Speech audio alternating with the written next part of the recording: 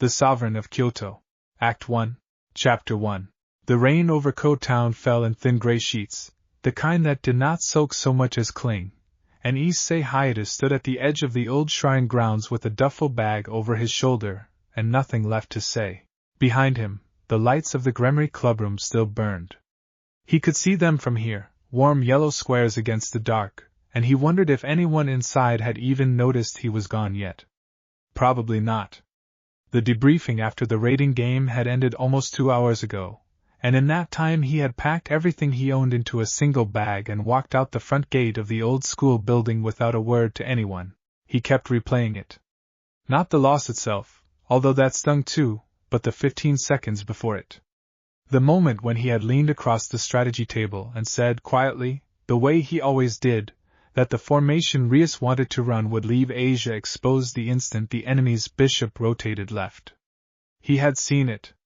He had run the numbers a dozen times in his head while everyone else was still arguing about which color to wear into the arena. Rias had not even looked at him. Aquino had laughed, not unkindly, but laughed all the same, and said something about how cute it was that Issei thought he understood raiding game tactics better than people who had been playing since before he was born. Kiba had shrugged. Kaneko had said nothing, which was somehow worse. And then the match had started, and 4 minutes in, the enemy bishop had rotated left exactly as Issei said it would, and Asia had gone down hard, and the whole formation had collapsed like a house of cards in a stiff wind. They lost. Badly. And in the wreckage of the post-game silence, in the clubroom afterward, nobody had said you were right. Nobody had said thank you for trying. Rias had simply turned to him, eyes red-rimmed with frustration that had nothing to do with him and everything to do with him at the same time, and said that maybe he should focus on his own combat performance before worrying about strategy that wasn't his to worry about. That was the sentence that did it. Not the loss. Not the laughter. That sentence, delivered flat and tired, like he was a tool that had failed to perform its one designated function and should be quiet about anything beyond it. Issei had nodded. He remembered nodding, slow and careful, the way you nod when you have already decided something and are simply giving your body time to catch up with your mind. Then he had walked out. He did not go back to his house. He went straight to the train station, sat on a bench until the first morning train arrived, and bought a ticket as far as his money would take him without thinking too hard about it. The ticket said Kyoto. He didn't know why Kyoto, except that it was old, and far, and full of shrines, and some distant part of him, the part that had spent 2 years absorbing snippets of supernatural lore whether he wanted to or not, knew that Kyoto was where the yokai lived. Not devils. Not angels. Something else entirely, something that had never been part of the war that had shaped his life until now, something untouched by Gremory politics. He wanted untouched. He wanted, for once, to be somewhere that nobody knew his name, where nobody had decided in advance what he was for. The train ride took most of the day. He spent it with his forehead against the window, watching rice paddies and small towns slide past, his sacred gear quiet on his left arm, Drake quiet inside it. The dragon had not said anything since Issei boarded the train, which was unusual. Drake liked to talk. But there was something in the silence that felt less like absence, and more like the dragon was thinking, turning something over, waiting. By the time Issei stepped off the train into Kyoto Station, the rain had followed him. It came down harder here, hammering the wide glass roof of the station in a steady roar, and the crowds moved around him in practiced patterns, umbrellas blooming open like dark flowers. He had nowhere to stay. He had not thought that far ahead. He had maybe thought as far as Kyoto, and then his brain had simply stopped, exhausted by the effort of deciding to leave everything behind in the first place. So he walked. East mostly, because the mountains were east and the mountains looked like the kind of place where things that were not human might live, and because walking was better than standing still and thinking. The rain eased as the afternoon wore on, the gray sky thinning toward evening, and Issei found himself climbing a winding road that left the city behind, lined with old stone lanterns and twisted pines, the kind of road that felt like it belonged to a different century. He passed the torii gate, vermilion paint faded and peeling, half swallowed by ivy, and beyond it the road continued upward into a forest that grew thicker and darker the further he went. He should have turned back. Some practical part of his mind told him so, told him that he had no plan, no money for a hotel, nowhere to sleep, and that wandering into an unfamiliar forest as night fell was not a good idea even by his own admittedly low standards for good ideas. He kept walking anyway. It was near dusk when he heard it. A sound that did not belong in a quiet mountain forest. The crack of something breaking, followed by a low, rolling boom that shook loose a spray of pine needles from the canopy above him, and then, beneath it, a voice. A woman's voice, sharp with pain and fury, cut off abruptly. Issei did not think. He ran. The trees opened onto a clearing partway up the mountainside, and what he saw stopped him cold for exactly one heartbeat before his body moved on its own, the way it always did when someone needed help and he happened to be standing nearby. A woman knelt in the center of the clearing, one arm pressed against her side, blood seeping between her fingers and staining the pale fabric of her kimono dark. 9 tails, golden and full, fanned out behind her, several of them scorched black at the tips, smoking faintly in the cold evening air. Fox ears lay flat against blonde hair that had come loose from its binding, and her amber eyes were narrowed not in fear but in pure, incandescent anger, the look of someone furious at their own injury rather than afraid of what came next.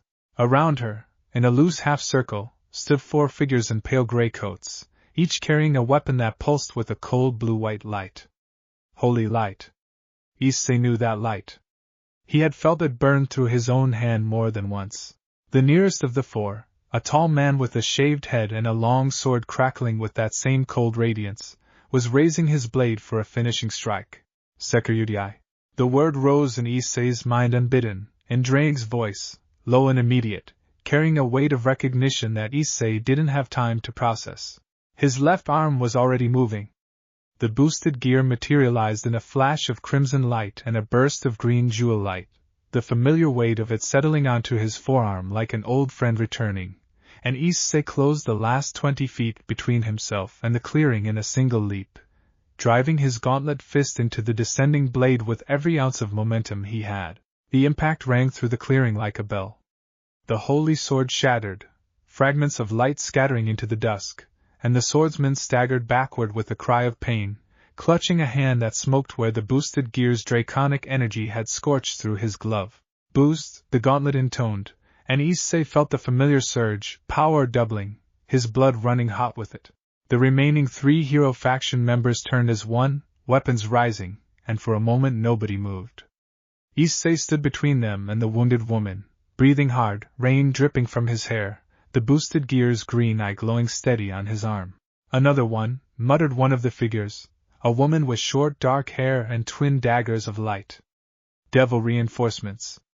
Fine. I'm not a devil, Issei said, which was not entirely true but felt important to say anyway. I'm just someone who doesn't like 4 against 1 odds. Especially against someone who's already bleeding. How noble, the swordsman spat, shaking out his burned hand. The Red Dragon Emperor, riding to the rescue of yokai filth. Does the Gremory girl know her pet is fraternizing with monsters? Something in Issei went very still at that. The Gremory girl's pet. I don't have a Gremory girl anymore, he said, and his voice came out flatter than he expected, flat and cold in a way that surprised even him. So I guess that makes me free to fraternize with whoever I want. Boost, the gauntlet said again. The dark-haired woman with the daggers moved first, darting forward in a blur, and Issei met her halfway, catching one dagger on the back of his gauntlet, the holy light hissing against the draconic scales with a sound like water on a hot pan. He didn't strike back, not yet, just turned with the motion, using her own momentum to redirect her past him, and she stumbled, off balance, directly into the path of the swordsman who was advancing from the other side. They collided. Both went down in a tangle of limbs and cursing. Boost, the gauntlet said a third time, and Issei felt the power climbing, doubling again, the familiar dragon warmth spreading through his chest and down his arms. The remaining 2 hero faction members, a heavy-set man with a war hammer wreathed in light and a slim figure with what looked like a bow strung with glowing thread, exchanged a glance. Then the archer loosed an arrow, not at Issei but past him, toward the wounded woman still kneeling in the clearing. Issei moved without thinking. He threw himself sideways, putting his body between the arrow and the woman, and felt the holy light projectile punch into his shoulder with a burst of white-hot pain. He grunted, staggered, but stayed upright, stayed between the arrow's source and the woman behind him. Boost, the gauntlet said the fourth time, and this time the surge of power was different, sharper, and Issei felt something in him crystallize into pure, focused intent. He looked up at the 4 hero faction members, blood running down his arm from the arrow wound, rain plastering his hair to his forehead, and he smiled. It was not a friendly smile. You know, he said, I just walked 5 hours up a mountain because some people I used to call family decided I was only good for taking hits. So believe me when I say I have a lot of frustration to work through right now, and you all happened to be standing here when I arrived. He didn't wait for a response. He came at them like a thrown stone, all that pent-up fury and humiliation and grief channeled into pure forward momentum, the boosted gears accumulated power detonating outward in a wave of crimson light that sent pine needles and loose stones scattering across the clearing. The heavy-set man swung his war hammer in a wide arc, and Issei ducked under it, driving an uppercut into the man's ribs that lifted him clean off the ground and sent him crashing into a nearby tree hard enough to crack the trunk. The archer loosed another arrow, and this time Issei caught it, actually caught the glowing projectile in his gauntlet fist, the holy light sputtering and dying against the dragon-scaled armor, and then he was moving again, closing the distance before the archer could knock another. A sweep of his leg took the archer's feet out from under them. A follow-up strike, pulled back just enough not to kill, sent them sprawling into the underbrush, unconscious. The dark-haired woman and the swordsman had disentangled themselves and were back on their feet, weapons raised, but they were looking at Issei now with something other than disdain. They were looking at him the way you look at a storm that has changed direction, and is now coming directly for you. This isn't over, the swordsman said, which was the kind of thing people said right before it became very much over. It actually kind of is, Issei said. But you go ahead and tell your friends whatever makes you feel better about running away. For a moment it looked like they might actually fight. Then, with the particular cowardice of people who had come expecting an easy kill and found something else instead, the swordsman grabbed his fallen companions. The dark-haired woman summoned some kind of teleportation circle that flickered with pale light, and in a heartbeat all 4 of them were gone, leaving only scorched grass, a few fragments of broken holy weapons, and the patter of rain. Issei stood there for a long moment, breathing hard, the boosted gears glow slowly fading from his arm as the adrenaline began to ebb. The arrow wound in his shoulder throbbed, hot and insistent, and now that the fight was over he became aware of just how exhausted he was, bone-deep and total, the kind of exhaustion that came from walking out on your entire life in a single afternoon and then getting into a fight on top of it. Behind him, the woman with 9 tails had gone very quiet. He turned. She was staring at him, amber eyes wide now, the fury gone from her expression and replaced with something more complicated, something that flickered between disbelief and a wariness so old, and so deep it looked like it had been carved into her over centuries. You, she said slowly, her voice rough with pain but steady. You bear the soul of the Crimson Dragon Emperor. Yeah. Issei rubbed the back of his neck with his uninjured hand, suddenly feeling awkward in a way that had nothing to do with the fight and everything to do with being looked at like that. That's me. Issei Hyoudou. Sorry for just kind of crashing your, whatever this was. An ambush, she said. The hero faction has been probing the borders of my territory for weeks. I came to investigate alone, against the advice of my advisors, and they were waiting. Her eyes moved over him, taking in the arrow still embedded in his shoulder, the rain-soaked school uniform, the duffel bag he had somehow not dropped through the entire fight. You are injured. I've had worse. This was true, technically, though most of the worse had been from fights he'd actually been expected to win, fights where someone would have healed him afterward without a second thought. He glanced down at the arrow, then carefully, wincing, pulled it free. It came away with a hiss of steam as the holy energy dissipated against his draconic resilience. See? Fine. The woman did not look like she believed him, but she also did not look like she had the strength to argue. She tried to rise, and her legs buckled, the wound in her side clearly worse than she had let on, and Issei crossed the clearing in 2 steps and caught her before she hit the ground, easing her back down with more gentleness than his exhausted arms strictly had to spare. "Easy," he said. "You're hurt worse than you're letting on. Just hold still a second, okay?" Up close, he could see the wound properly, a long gash across her ribs, cauterized at the edges by holy light in a way that would make it slow to heal naturally.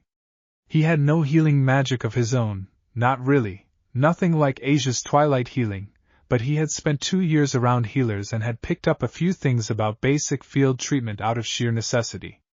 He tore a long strip from the hem of his already ruined school jacket and pressed it against the wound, applying steady pressure, the way he had seen Asia do 100 times. "What's your name?" he asked, mostly to keep her talking, keep her conscious, keep her from focusing on the pain. "Yasaka," she said, and even through the pain, even bleeding in a forest clearing in the rain, there was something in the way she said it, an old weight to the single word, that made Issei look at her more carefully. "Yasaka," he repeated. "Okay. Yasaka. I'm going to need you to tell me where the nearest place with actual medical help is, because I'm pretty sure a strip of my jacket isn't going to be enough for that wound." "There is a shrine," she said, her breathing labored but her voice steadying as the immediate shock of the fight wore off. "Below in the city? My people will be searching for me already. If you carry me there, they can help." "Carry you?" "Right. Okay." Issei looked down at himself, at the arrow wound in his own shoulder, at the rain, at the long dark forest path back down the mountain, and then he looked at her, this woman who had 9 golden tails and amber eyes and had just called a forest clearing her territory, and he thought about how strange this day had become, and how, somehow, despite everything, this was the first time since the raiding game that he had felt like he was doing something that actually mattered. "Okay," he said again, and gathered her up as carefully as he could manage, one arm beneath her knees and the other supporting her back, the 9 tails settling around them both like a strange golden cloak. "Hold on. I'm not great at directions, so you might have to do some navigating from up there." Yasaka, against all odds, let out a small huff of laughter, though it was clearly costing her. "You are an unusual one, dragon." "Yeah," Issei said, starting down the mountain path with her in his arms, the rain finally beginning to ease, the first stars appearing through gaps in the clouds. "I've been told that a lot today." Either of them spoke much for the rest of the descent. Yasaka drifted in and out of awareness, her breathing growing steadier as Issei walked, careful and slow, down the winding mountain road. He kept his senses alert for any sign of pursuit, but the forest remained quiet, the only sounds the dripping of rainwater from the pines and the distant hum of the city below. It was nearly an hour later, as the lights of Kyoto spread out beneath them like a fallen net of stars, that the first of Isaka's people found them. Issei heard the rustle of movement in the trees a moment before 3 figures dropped from the canopy, shifting mid-fall from animal shapes into humanoid ones, fox-eared and sharp-eyed, weapons already drawn. "Lady Yasaka." One of them, an older man with gray-streaked hair and a long coat, cried out, and the weapons lowered immediately as he took in the scene, the wounded leader cradled carefully in the arms of a stranger in a torn school uniform. "He saved my life," Yasaka said, her voice weak but clear, before anyone could raise an alarm. 4 of the pale-coated ones. He drove them off alone. "Get me back to the shrine, and treat his wounds as well. He took an arrow meant for me." The older man's eyes moved to Issei, taking in the boosted gear, still faintly glowing on his arm, and something shifted in his expression, recognition and calculation both. "The Sekyurudai," he murmured. "Issei Hyoudou," Issei said again, because apparently that was going to keep happening and he might as well get used to introducing himself by both names. "And honestly, I'm just glad she's going to be okay. Can we maybe focus on that part?" The old man's mouth twitched, the ghost of something that might, on a less serious occasion, have become a smile. "Of course. Follow me. The shrine is close." They moved through the forest at a pace that left Issei's exhausted legs burning, weaving between ancient trees and over moss-slick stones, until the trees gave way abruptly to a wide clearing dominated by a sprawling shrine complex, lanterns glowing warm gold against the darkening sky, curved rooflines silhouetted against the stars. Figures poured out from the buildings as they approached, a flurry of motion and worried voices, and Issei found Yasaka gently taken from his arms by gentle, careful hands, carried away toward the largest building with a speed and efficiency that spoke of long practice in tending to crisis. He stood there for a moment in the courtyard, soaked through, bleeding, exhausted beyond anything he could remember feeling, surrounded by yokai of every description, fox-eared and cat-haired and things he had no names for at all of them staring at him with open curiosity. And then his legs simply stopped working, and he sat down, hard, right there in the middle of the courtyard, because apparently that was just the kind of day it had been. "Someone get him inside," he heard the old man say, somewhere above him, sounding almost amused now. "And someone find out exactly what happened on that mountain, because I suspect we are about to have a very interesting conversation." The last thing Issei remembered, before exhaustion finally claimed him entirely, was the warm golden light of the shrine lanterns, and the strange, unfamiliar feeling of being carried somewhere by people who seemed to actually want him there. It was, he thought distantly, a nice change of pace. Chapter 2. Issei woke to sunlight, the soft warmth of a futon beneath him, and the smell of wood smoke and herbal medicine drifting through paper screens. For a moment, in the hazy space between sleep and waking, he thought he was back in his own bedroom, that the previous day had been some elaborate, exhausting dream. Then he tried to sit up, and the dull ache in his shoulder reminded him that it had not, in fact, been a dream. "You should rest a while longer," said a voice from across the room, and Issei turned his head to find a young girl sitting cross-legged beside a low table, watching him with bright golden eyes and two small fox ears poking out from blonde hair pulled into twin tails. She looked perhaps 8 or 9 years old, dressed in a simple kimono patterned with autumn leaves, and she was studying him with the unself-conscious intensity that only children seemed capable of. "Right," Issei said, easing himself back down. "Resting. Got it." He looked around the room, taking in the simple but elegant furnishings, the paper screens that let in soft morning light, the faint sound of birdsong from outside. "Where am I exactly?" "The yokai faction's main shrine," the girl said, as though this were the most obvious thing in the world. "In Kyoto.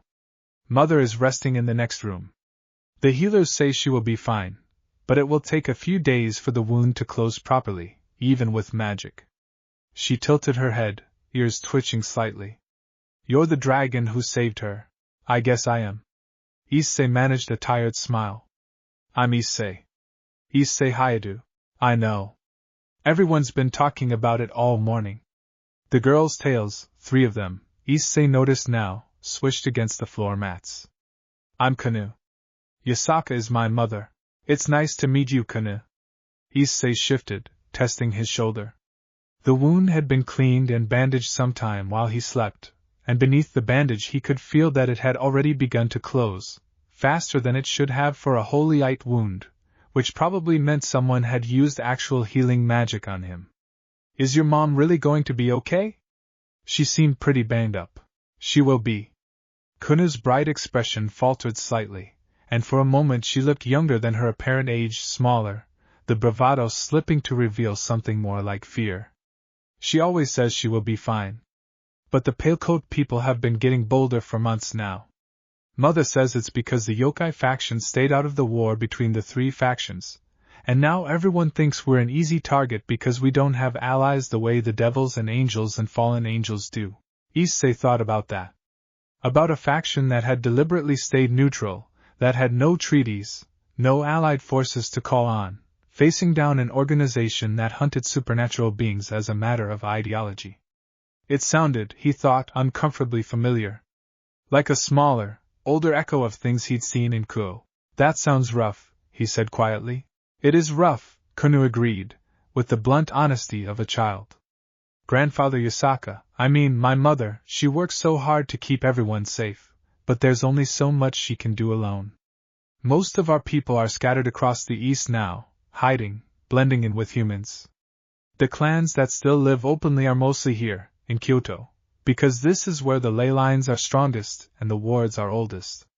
She paused, then added, with the air of someone sharing a great secret, "Mother doesn't sleep very much. I don't think she has, properly, in a long time." Before Issei could respond to that, the paper screen slid open, and the old man from the previous night stepped into the room, now dressed in formal robes that marked him as someone of considerable standing. He bowed, a deep, formal bow that made Issei immediately uncomfortable. Security. I am Shinra, chief advisor to Lady Yasaka. I trust you slept well? Yeah? Thanks. And please, just Issei is fine. He rubbed the back of his neck, the gesture becoming something of a nervous habit over the last day. How is she? Yasaka, I mean. Kuoh said she'd be okay, but she is recovering well, thanks to your intervention, Shinra said, straightening. The healers say that without your assistance, the wound would have been considerably worse, and that your willingness to take an arrow meant for her likely saved her life a second time over. He paused, his sharp eyes studying Issei with an intensity that reminded him uncomfortably of strategic assessments back at the Gremory clubroom, the kind of look that calculated value and utility. Lady Yasaka has asked to speak with you, once you are able. There are matters she wishes to discuss. Sure. Yeah, of course. Issei pushed himself upright, testing his legs this time, and found them steadier than he expected. Lead the way. Kuoh hopped to her feet immediately. I'll show him. I know the way better than you do, Shinra. Shinra's expression suggested he disagreed but had long since learned not to argue this particular point, and he simply gestured for Issei to follow as Kuoh darted ahead down the corridor, tails swishing with barely contained energy. The shrine, in daylight, was even more impressive than Issei had registered the night before. It sprawled across the mountainside in a series of interconnected buildings, courtyards, and gardens, all of it old in a way that felt different from the shrines back in Kuoh, older and somehow more alive, as though the buildings themselves were breathing slowly in time with something deep beneath the earth. Yokai of all kinds moved through the halls and courtyards, some in human form, some not quite, foxes and tanuki and birds with two bright eyes, all of them pausing to watch Issei pass with expressions ranging from curiosity to outright awe. He tried not to think too hard about the awe part. Yasaka's room, when they reached it, was simple and bright, opening onto a private garden where a small waterfall fed into a koi pond.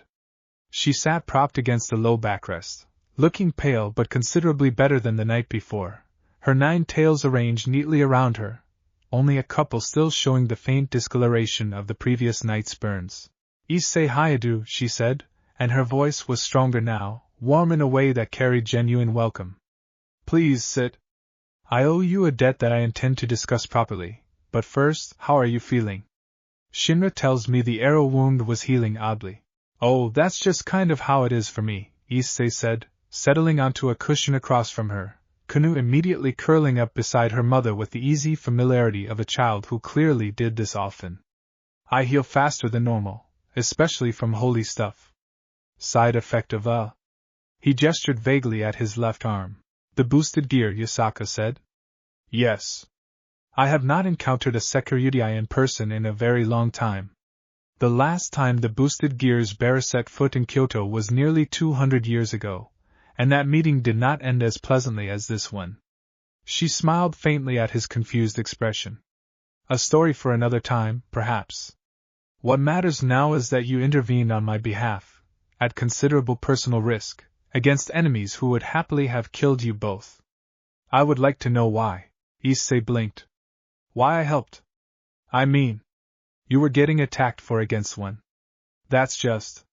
He shrugged, the gesture feeling inadequate to explain something that, to him, didn't really need explaining.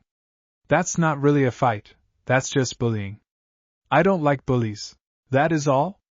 Yasaka's eyes were sharp despite her injuries, studying him with the same calculating intensity Shinra had shown, though warmer, more curious than assessing.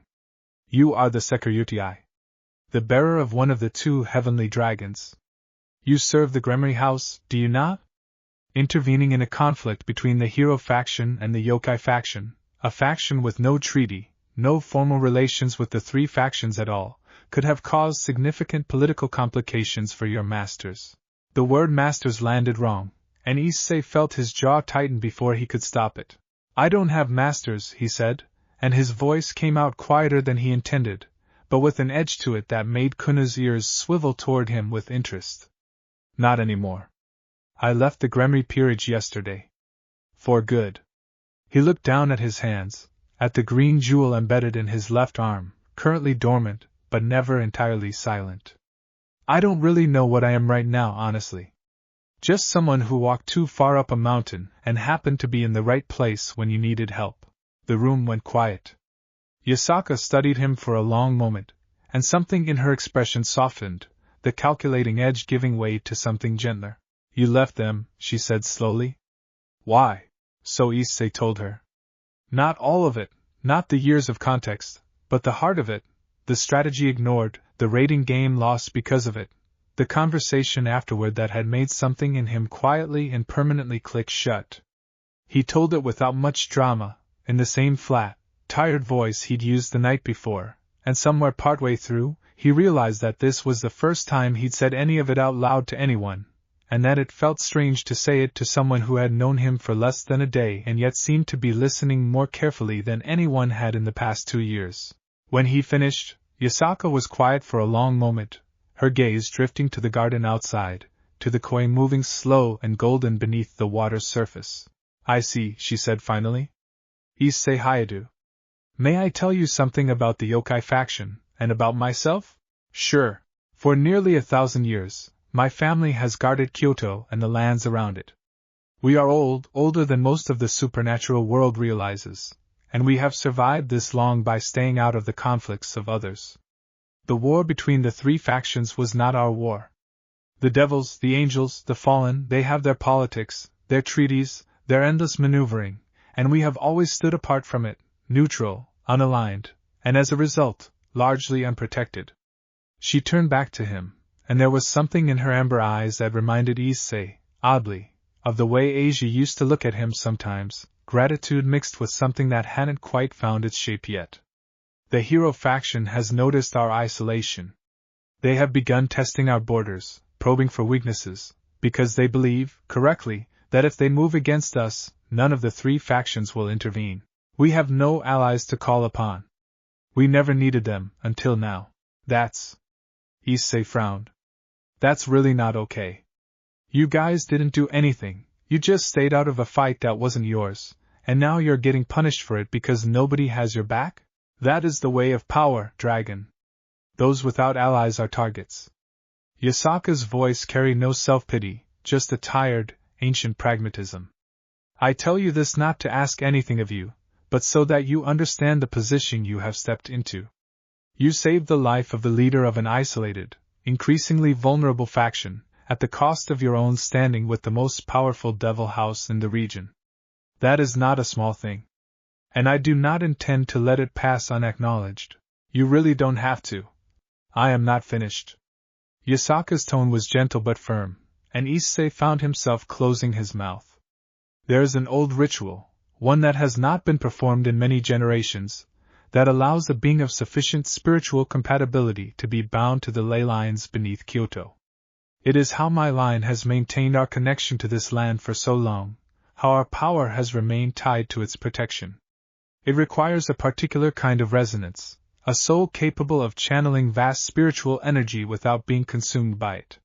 She studied him, and Issei had the distinct sensation of being measured for something.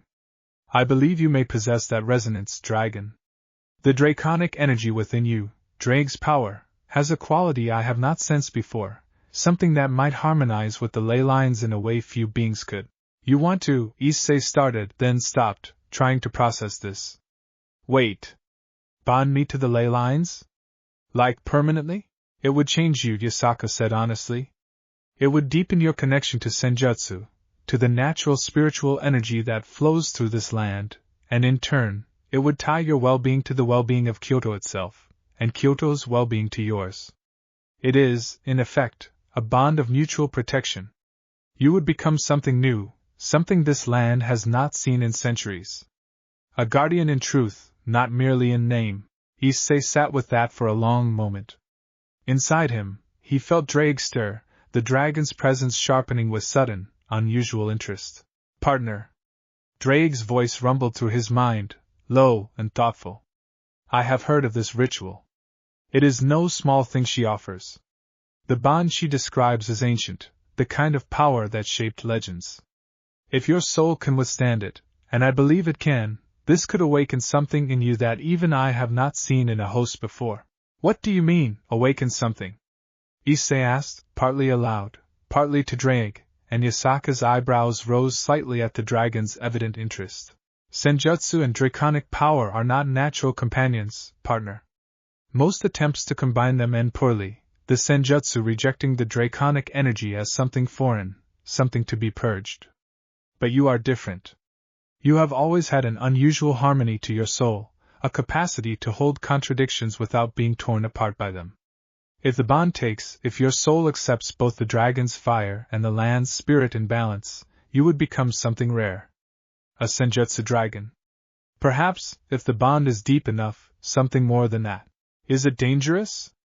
Issei asked, directing the question to both of them now. There is risk, Yasaka admitted. The ritual itself is taxing, and if the bond fails to take, if your soul rejects the leylines or the leylines reject you, the backlash could be severe. I would not ask this of you lightly, and I would not ask it at all if I did not believe, truly, that you could succeed where others could not. And if it works?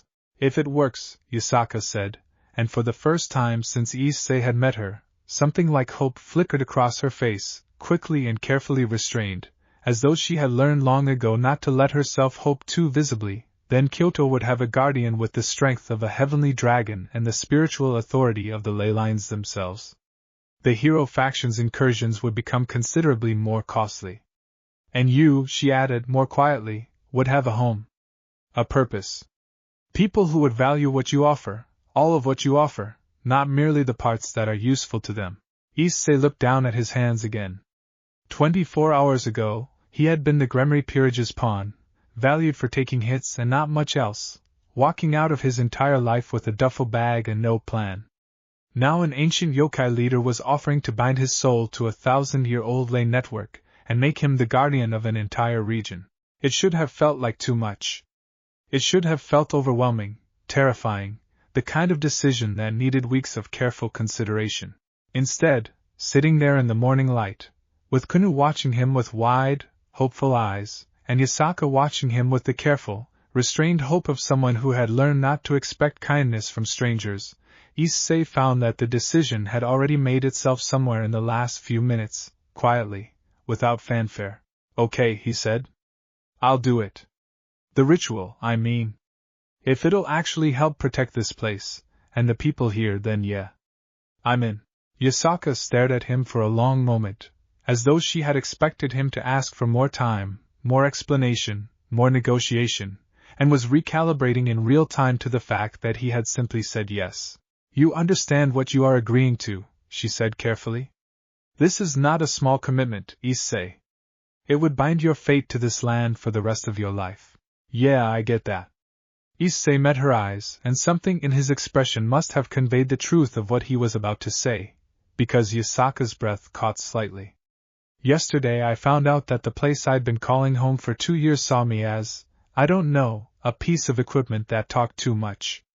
Today I got to actually help someone, for real, no politics, no calculations about whether it was strategically sound.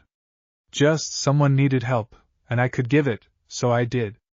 And it felt better than anything has felt in a really long time. He shrugged, a small, almost embarrassed gesture.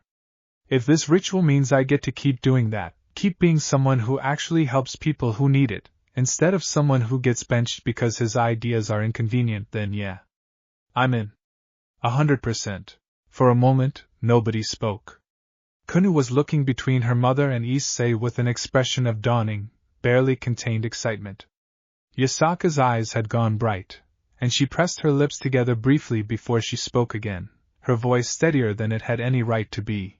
Then we will need a few days, she said, for me to recover sufficiently to perform the ritual properly, and for the preparations to be made. It is not something to be rushed.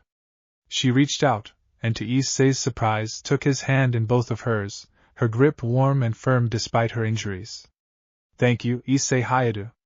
Whatever comes of this, know that you have already given more to this land and its people in one night than most outsiders give in a lifetime. It's really not a big deal, Issei said, feeling his face heat slightly. I mean, it kind of is, the ritual part, but the helping part wasn't. Anyone would have done the same. No, Yasaka said quietly, with the certainty of someone who had lived a very long time and seen a great many people fail to do the same. They would not have. But you did. That is the difference. Kuoh, apparently deciding that the serious conversation had gone on long enough, scrambled over and grabbed Issei's sleeve with both hands. Does this mean you're staying? Are you going to live here?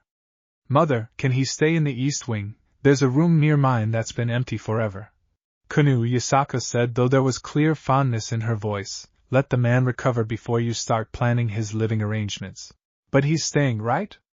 Kuoh looked up at Issei with such open, hopeful expectation that Issei found himself smiling, really smiling, for what felt like the first time in days. Yeah, he said. Looks like I'm staying. Outside, the morning sun climbed higher over the mountains, and somewhere beneath the shrine, deep in the earth, the ancient leylines of Kyoto stirred, as though something old and patient had been waiting a very long time for exactly this moment to arrive. Chapter 3. Word of what had happened on the mountain spread through the shrine community faster than Issei expected, and by the second day of his stay, he found it nearly impossible to walk through the courtyards without small groups of yokai pausing what they were doing to watch him pass, whispering among themselves.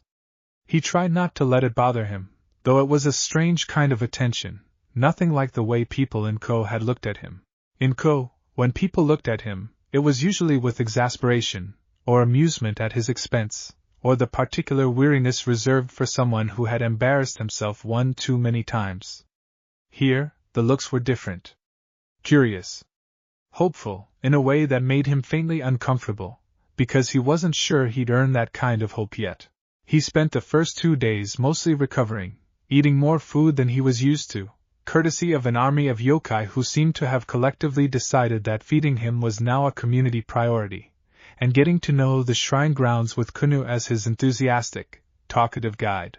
That's the old archive, she told him on the second afternoon, pointing toward a long, low building with a heavy tiled roof, set slightly apart from the rest of the complex. Nobody really goes in there anymore except Shinra and a couple of the elders. It's got records going back, like, 1,000 years. Maybe more. 1,000 years of records, Issei repeated, trying to wrap his head around that kind of timescale. That's... wow. Okay. Mother says most of it is boring stuff, treaties and land surveys and tax records from when humans still paid tribute to the shrine instead of the other way around. Kuoh wrinkled her nose. But there's some good stuff too. Old battle records. Stories about previous guardians. Previous guardians? Issei looked at her with interest. Like people who got the same kind of bond Yasaka's talking about giving me? A few. Not many. Mother says it's really rare for someone's soul to be compatible with the ley lines strongly enough. Kuoh's tails swished thoughtfully. The last one was, a long time ago. Before even Mother was born, I think. He was a kitsune too, though, not a dragon. You'd be the first dragon guardian ever, probably. That night, unable to sleep, Issei found himself wandering the shrine grounds alone, drawn by some restless energy he couldn't quite name. He ended up at the edge of the koi pond outside Yasaka's quarters, sitting on the wooden walkway with his feet hanging just above the water, watching the moon's reflection ripple across the surface. You are troubled, partner, Drake observed, his voice quiet in the stillness. Not troubled exactly. Issei trailed his fingers through the cool water, sending the moon's reflection scattering into fragments. Just thinking. Everything's happening really fast, you know? 3 days ago I was a pawn in the Gremory Peerage. Now I'm about to become some kind of, I don't know, spiritual guardian of an entire region. It's a lot. It is. But tell me, partner. In these 3 days, has anyone here made you feel the way the Gremory house made you feel, in the end? Issei thought about that. About Yasaka's gratitude, careful and genuine.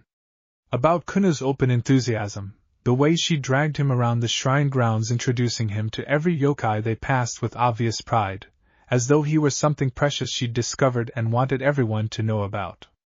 About Shinra's formal respect, the way the old advisor had started actually asking Issei's opinion on small matters, logistics and scheduling mostly, but asking nonetheless, listening to the answers. No, he admitted. Nobody's made me feel like that here. If anything, it's kind of the opposite. Everyone keeps acting like what I did on the mountain was this huge, important thing, and I keep wanting to tell them it really wasn't that big a deal. I just did what anyone would do, but they don't believe me. Because for most people, partner, it is not what anyone would do. You have always struggled to understand that your instincts, the ones that drove you to that mountain clearing without a moment's hesitation, are not common. They are rare. Precious, even, to people who have spent their lives waiting for someone to notice them. Drake's voice carried something that, if Issei didn't know better, he might have called warmth. The Gremory house had 2 years to learn this about you, and chose instead to see only the parts of you that were convenient. These people learned it in a single night, and they have not stopped being grateful since. That is not a small difference, partner. That is the entire difference. Issei sat with that for a while, the water cool against his fingers, the night quiet around him except for the distant call of some nocturnal bird and the soft rustle of wine through the pines. Drake, he said eventually. Can I ask you something? About the ritual. Of course. You said it might awaken something in me? Something new. Do you know what that might actually look like? Like, what am I going to turn into? There was a pause, and when Drake spoke again, there was something almost careful in his tone, as though he were choosing his words with unusual precision. I do not know exactly, partner. What I know is theory, old stories, half-remembered fragments from a time before even I existed in my current form. But the principle is this. Senjutsu is the art of harmonizing with the natural world, drawing on its energy rather than imposing one's own upon it. Draconic power, my power, is the opposite. It is imposition. It is force, made manifest, bent to a single will. These two things should not be able to coexist within a single soul. They are, in essence, two different philosophies of power, and most souls that attempt to hold both are torn apart by the contradiction. But you don't think that'll happen to me? No. Because you have never been a creature of pure force, partner, despite everything that has happened to you, despite a sacred gear that quite literally embodies force given form. Your strength has always come from somewhere else. From your willingness to put yourself between danger and the people who need protecting. From your stubborn, almost absurd insistence on seeing the good in situations that have given you every reason not to. That is not force. That is harmony of a kind. A willingness to bend without breaking, to adapt, to hold space for things that should not, by any logic, fit together. Drake's voice deepened, took on something like reverence. If the bond takes, partner, I believe you will become something that embodies both philosophies at once. The dragon's fire, and the land's patience. Force, tempered by harmony. I do not know precisely what form that will take, but I suspect it will be something extraordinary. Issei sat quietly for a long moment, processing that. No pressure, huh? He said finally, and Drake's answering rumble might have been laughter. None at all, partner. None at all. The next morning, Yasaka summoned him to her quarters, and Issei arrived to find her looking considerably stronger than she had even the day before, sitting upright without the backrest, her 9 tails settled around her in elegant arrangement, the burns from the holy light fully healed now. Issei, she said, gesturing for him to sit. I have good news. The healers tell me I will be fully recovered within 2 more days, which means the ritual can take place the day after tomorrow, assuming you are still willing. Yeah, of course. Issei settled onto the cushion across from her. Whatever you need from me, I'm in. There is a small matter of preparation on your end as well. Yasaka studied him with a faint, knowing smile. The ritual requires a period of fasting and meditation beforehand, to clear the soul and make it more receptive to the bond. It is not pleasant, but it is necessary. Shinra will guide you through the process tomorrow. Fasting, sure, I can do that. Issei paused. Wait, how long is the fasting part? A full day. Issei, who had not gone more than 6 waking hours without eating since approximately the age of 4, felt his stomach drop slightly at the prospect, but he nodded gamely. Okay. A full day. I can do that. Yasaka's smile widened slightly, as though she found something genuinely endearing about his obvious dread. I have also been giving thought to something else, Issei, something I wish to discuss with you before the ritual takes place, so that you understand fully what you are agreeing to. Okay.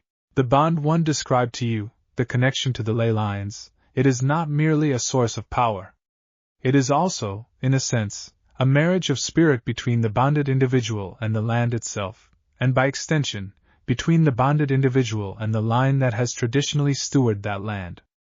Yasaka's expression grew more careful, and Issei noticed, for the first time, the faintest flush of color rising in her cheeks, an oddly youthful expression on someone who he knew, intellectually, had to be centuries old. In the old traditions, the guardian and the leader of the yokai faction were often, though not always, the same person, or were bonded to one another in more ways than the leylines alone. I do not say this to pressure you, Issei. I say it because I believe in being honest about the full nature of what we are undertaking, and because... She paused, and for the first time since Issei had met her, Yasaka, ancient leader of an entire faction, looked almost shy. Because I find that I would not be opposed to such an outcome, should the bond develop in that direction naturally. But that is a conversation for after the ritual, and only if you wish it. I would not have you feel obligated. Issei felt his face heat up rapidly, and he was suddenly very aware of how he was sitting, what his hands were doing, whether his expression was doing something embarrassing. He cleared his throat. Okay. That's good to know. I mean, I don't really know what to say to that, exactly, but... I'm not opposed either. To that being a possibility. Eventually. If it happens naturally. Like you said? He was fairly certain that sentence had not made grammatical sense, but Yasaka's expression softened into something warm and amused, the shyness retreating into simple fondness. Then we understand one another, she said gently. Now, let us discuss the practical matters of the ritual itself, before Shinra arrives to begin your preparations, and before Kuoh inevitably barges in to ask whether you would like to see her practice her foxfire technique for the 5th time today. As if summoned by the mention of her name, the doors slid open at that exact moment, and Kuoh poked her head through, looking faintly betrayed at having been so accurately predicted. I was going to ask about something completely different, she announced, with the dignity of someone who had absolutely been about to ask exactly that, and Yasaka's laughter, warm and genuine, filled the room. Issei, watching the two of them, the way Kuoh immediately abandoned all pretense of dignity, and launched into an enthusiastic description of the new fire shape she'd learned to make, the way Yasaka's whole demeanor softened when she looked at her daughter, felt something settle in his chest. Something that had been unsettled, restless, aching quietly for 2 years without his ever quite noticing it, and that now, in this small sunlit room with these two people who had known him for 3 days and already trusted him with more honesty than the people he'd known for 2 years ever had, felt almost still. Home, he thought, somewhat to his own surprise. This is starting to feel like home. The fasting day, when it came, was every bit as miserable as Issei had feared.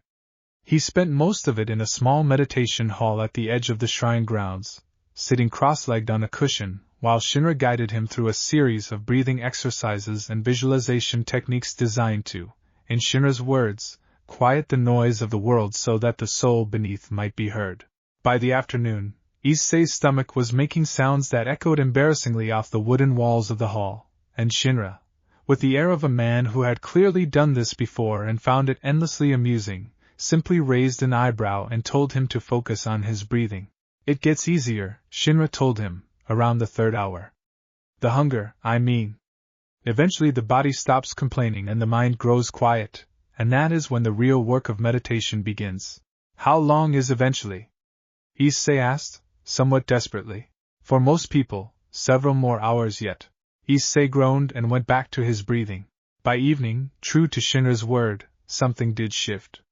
The gnawing hunger faded into a kind of distant, abstract awareness, no longer demanding, and in its absence, Issei found his mind growing strangely quiet, clearer than it had been in longer than he could remember. Thoughts that usually crowded in, worries about the past, anxieties about the future, the constant low hum of self-doubt that he'd carried since long before the Gremory Peerage, all of it seemed to recede, leaving behind something calm and still, like the surface of the koi pond on a windless night. In that stillness, for the first time, Issei felt something else. A presence, vast and ancient, pressing gently against the edges of his awareness from somewhere far below, patient and curious, like something enormous turning slowly in its sleep to regard a sound that had caught its attention. The leylines, he realized. He was sensing the leylines themselves, even before the ritual had begun, drawn to him, or perhaps drawing him toward them, the way a tide draws toward the shore before the wave arrives. Do you feel it, partner? Drake's voice was quiet, almost reverent. Yeah, Issei breathed. Yeah, I feel it. Tomorrow, Drake said, we find out what we become. Issei sat with that thought as the last light faded from the meditation hall's high windows, the ancient presence beneath the earth turning, slowly, attentively, toward the small, exhausted, hopeful young man sitting quietly above it, and somewhere in the deep places of the world, something that had waited a very long time for exactly this moment, began, very gently, to stir. Chapter 4. The ritual site was not within the shrine complex itself, but deeper into the mountain, at a place Kuoh called the Heart Grove, a circular clearing ringed by 9 ancient cedar trees so massive that Issei could not have wrapped his arms a quarter of the way around any of their trunks. At the center of the clearing stood a weathered stone platform, carved with spiraling patterns that seemed to shift subtly when looked at directly, patterns that Issei suspected were not decorative at all but something closer to a vast, slow-moving diagram of forces he didn't have names for. Yasaka stood waiting for him at the edge of the clearing as he arrived, dressed not in her usual elegant kimono but in simple white ceremonial robes, her hair unbound and falling loose around her shoulders. She looked, Issei thought, both more vulnerable and more powerful than he had yet seen her, stripped of the trappings of leadership, and standing instead as something more elemental, a vessel for the ancient role she was about to help him step into. Are you ready? She asked, and there was real concern in her voice, the formal distance of their earlier conversations replaced by something warmer, more personal. As ready as I can be, I think. Issei managed a small smile. Honestly, after a full day of not eating, I'm mostly just hoping I don't pass out from hunger in the middle of an ancient spiritual ritual. That seems like it would be bad for everyone's first impression of the new guardian. Yasaka's laugh was soft but genuine, easing some of the tension in the clearing. I promise, the moment this is complete, there will be a feast waiting for you that will more than make up for today's sacrifice. Shinra has been overseeing the preparations personally. I believe he is rather looking forward to seeing you eat your weight in rice. Honestly, that's kind of motivating, actually. Good. Yasaka's expression sobered, and she gestured toward the stone platform at the center of the clearing. Then let us begin. Stand at the center, Issei, and try to hold on to the stillness you found yesterday. Whatever you feel, whatever you sense, do not fight it. The ritual will be far gentler, and far safer, if your soul remains open rather than guarded. Issei nodded and walked to the center of the platform, the carved stone cool beneath his bare feet, the ancient patterns seeming to pulse faintly as he stepped onto them, as though acknowledging his presence. Around the clearing, he became aware of others gathering, dozens of yokai taking up positions among the 9 great cedars, elders and clan leaders, Shinra among them, all of them beginning a low, rhythmic chant in a language Issei didn't recognize, ancient and resonant, the kind of sound that seemed to settle into his bones rather than simply reach his ears. Yasaka took her place at the edge of the platform, raised her arms, and the chanting swelled. The world changed. It was not violent, not at first.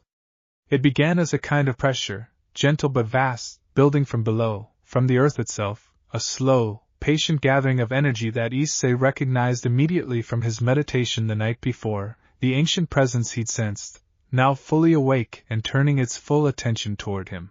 Then the pressure became light, golden and green intertwined, rising up through the stone platform and wrapping around Issei's legs, his torso, climbing toward his chest where the boosted gears jewel pulsed in sudden, sympathetic response.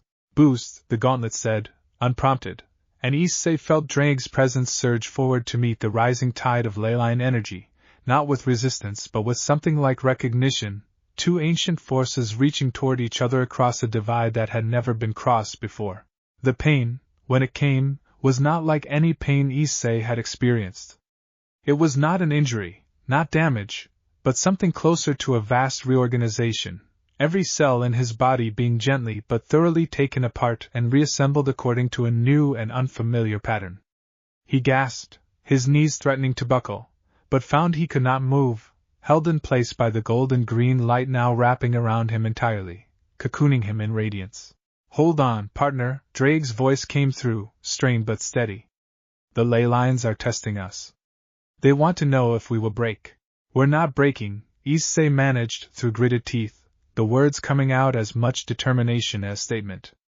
We've got people counting on us. Yasaka. Kanu. Everyone here. We're not breaking." The light around him pulsed, brighter, and Issei felt the ancient presence beneath the earth shift its attention more fully onto him, no longer simply observing but actively reaching, probing into the depths of his soul with something that was almost gentle in its thoroughness, searching for the place where dragon and land might fit together. It found Drake first. Issei felt the moment of contact, the leyline energy meeting the vast coiled presence of the Red Dragon Emperor's soul, and for one terrifying instant, he felt the two forces strain against each other, force meeting harmony, imposition meeting acceptance, exactly the conflict Drake had warned him about. And then, instead of breaking, they bent. It was the strangest sensation Issei had ever experienced, the feeling of two fundamentally opposed forces finding, not a compromise exactly, but a kind of dance, a way of moving around and through each other that allowed both to remain entirely themselves while existing in the same space. The draconic fire did not diminish. The leyline's patient harmony did not yield. But somehow, impossibly, they wove together, and at the center of that weaving was Issei himself, his soul the loom on which the two forces were being woven into something new. The light around him changed color, the gold and green deepening, swirling together until they formed something that looked, for just a moment, like the iridescent shimmer of dragon scales catching sunlight through leaves. "Partner," Drake's voice came through, and there was something in it Issei had never heard before, something close to awe. Look! Look at what we are becoming." Issei opened his eyes, which he hadn't realized he'd closed, and found that he could see, despite the brilliant light surrounding him, his own body, and what he saw made his breath catch. His skin, where it was visible beneath the ceremonial robes the shrine had provided, had taken on a faint, shimmering quality, like the surface of water under moonlight, and where his pulse beat at his wrists and throat, he could see, faintly, a network of glowing lines, gold and crimson intertwined, spreading outward like the branches of some impossibly intricate tree. His left arm, where the boosted gears sat, was no longer simply scaled crimson, but had taken on an iridescent quality, the green jewel at its center now surrounded by a halo of soft, golden light. And his senses had expanded in a way he had no framework for. He could feel the entire mountain around him, every tree, every stream, every living thing within what felt like miles, all of it present in his awareness simultaneously, not overwhelming but somehow organized, sorted, accessible. He could feel the leylines themselves, vast rivers of spiritual energy running beneath the earth in patterns that connected this mountain to others, to the city below, to the sea beyond, an entire living network of which he was now, somehow, a part. The light began to recede slowly, gently, leaving Issei standing at the center of the platform, breathing hard, his entire body humming with energy unlike anything he'd felt before, power that did not feel like force, exactly, but like presence, like being deeply, fundamentally rooted in something vast and ancient and alive. The chanting around the clearing had stopped. The yokai elders were staring at him, and several of them had dropped to their knees, expressions of something between awe and reverence on their faces. Yasaka stepped forward, her own expression a mixture of relief, joy, and something like wonder, and Issei realized, looking at her, that he could sense her too, in a way he hadn't been able to before, not just her physical presence but something of her spirit, the deep, ancient strength of her, woven into the land the same way he now was. It worked, Yasaka breathed, and then, louder, to the gathered elders, her voice carrying easily across the clearing despite its quietness, it worked. The bond has taken. Kyoto has a guardian once more. The elders, as one, bowed deeply, and from somewhere among the cedars, Issei heard Kuna's voice, high and delighted, unable to contain herself any longer. He glows. Issei, you're glowing. That's so cool. Issei looked down at himself again, at the faint golden shimmer still clinging to his skin, slowly fading now but not disappearing entirely, and laughed, a slightly giddy, overwhelmed laugh that released some of the tension still coiled in his chest. I feel, he started, then paused, trying to find words for the sensation. I feel like I just plugged into something enormous. Like the whole mountain is, I don't know, part of me now? Or I'm part of it? I can feel everything. The trees, the streams, He looked toward the city, distant beyond the tree line, and found that he could sense that too, the press of human life, thousands of small bright points of awareness, and beyond that, further still, other concentrations of energy that felt different, sharper, supernatural. I can feel the whole city. And there's something else, out past it, something that feels watchful. Is that normal? Yasaka's expression sharpened slightly. That would be the boundary wards, the ones that mark the edges of yokai territory. You should not be able to sense those clearly without years of training, let alone immediately after the bond completes. She looked at him with renewed appraisal, the wonder in her expression deepening. Issei, the strength of this bond, the speed and completeness of it. I have read of guardians from centuries past who took years to achieve the level of attunement you appear to have reached in moments. The dragon's power amplifies everything, partner, Drake said, sounding pleased with himself in a way that Issei found oddly endearing. What would take a normal guardian years to develop, we achieved in an instant, because the draconic energy does not merely accept the leylines' influence, it accelerates it, the way a fire spreads faster through dry kindling than green wood. You are not merely a guardian now, partner. You are, I believe, the strongest guardian this land has ever had, and likely the strongest it will have for a very long time to come. No pressure, Issei muttered, echoing his own words from 2 nights before, and this time it was Yasaka who laughed, the sound bright and unguarded in the clearing. Come, she said, extending a hand toward him, and Issei took it, finding her grip warm and steady. There is a feast waiting, as promised, and I suspect everyone here would like the chance to properly welcome their new guardian. And tomorrow, she added more quietly, just for him, we can begin discussing what this all means, for Kyoto, and for you. But tonight I think you have more than earned a meal and some rest. Yeah, Issei agreed, the golden shimmer on his skin fading now to something subtler, a faint warmth that he suspected would never fully disappear. Yeah, that sounds really good.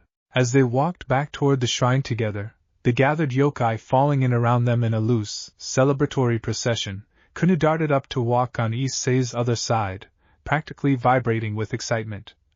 Already peppering him with questions about what the new powers felt like and whether he could try them out tomorrow and whether this meant he could come watch her practice her foxfire technique now that he definitely wasn't leaving.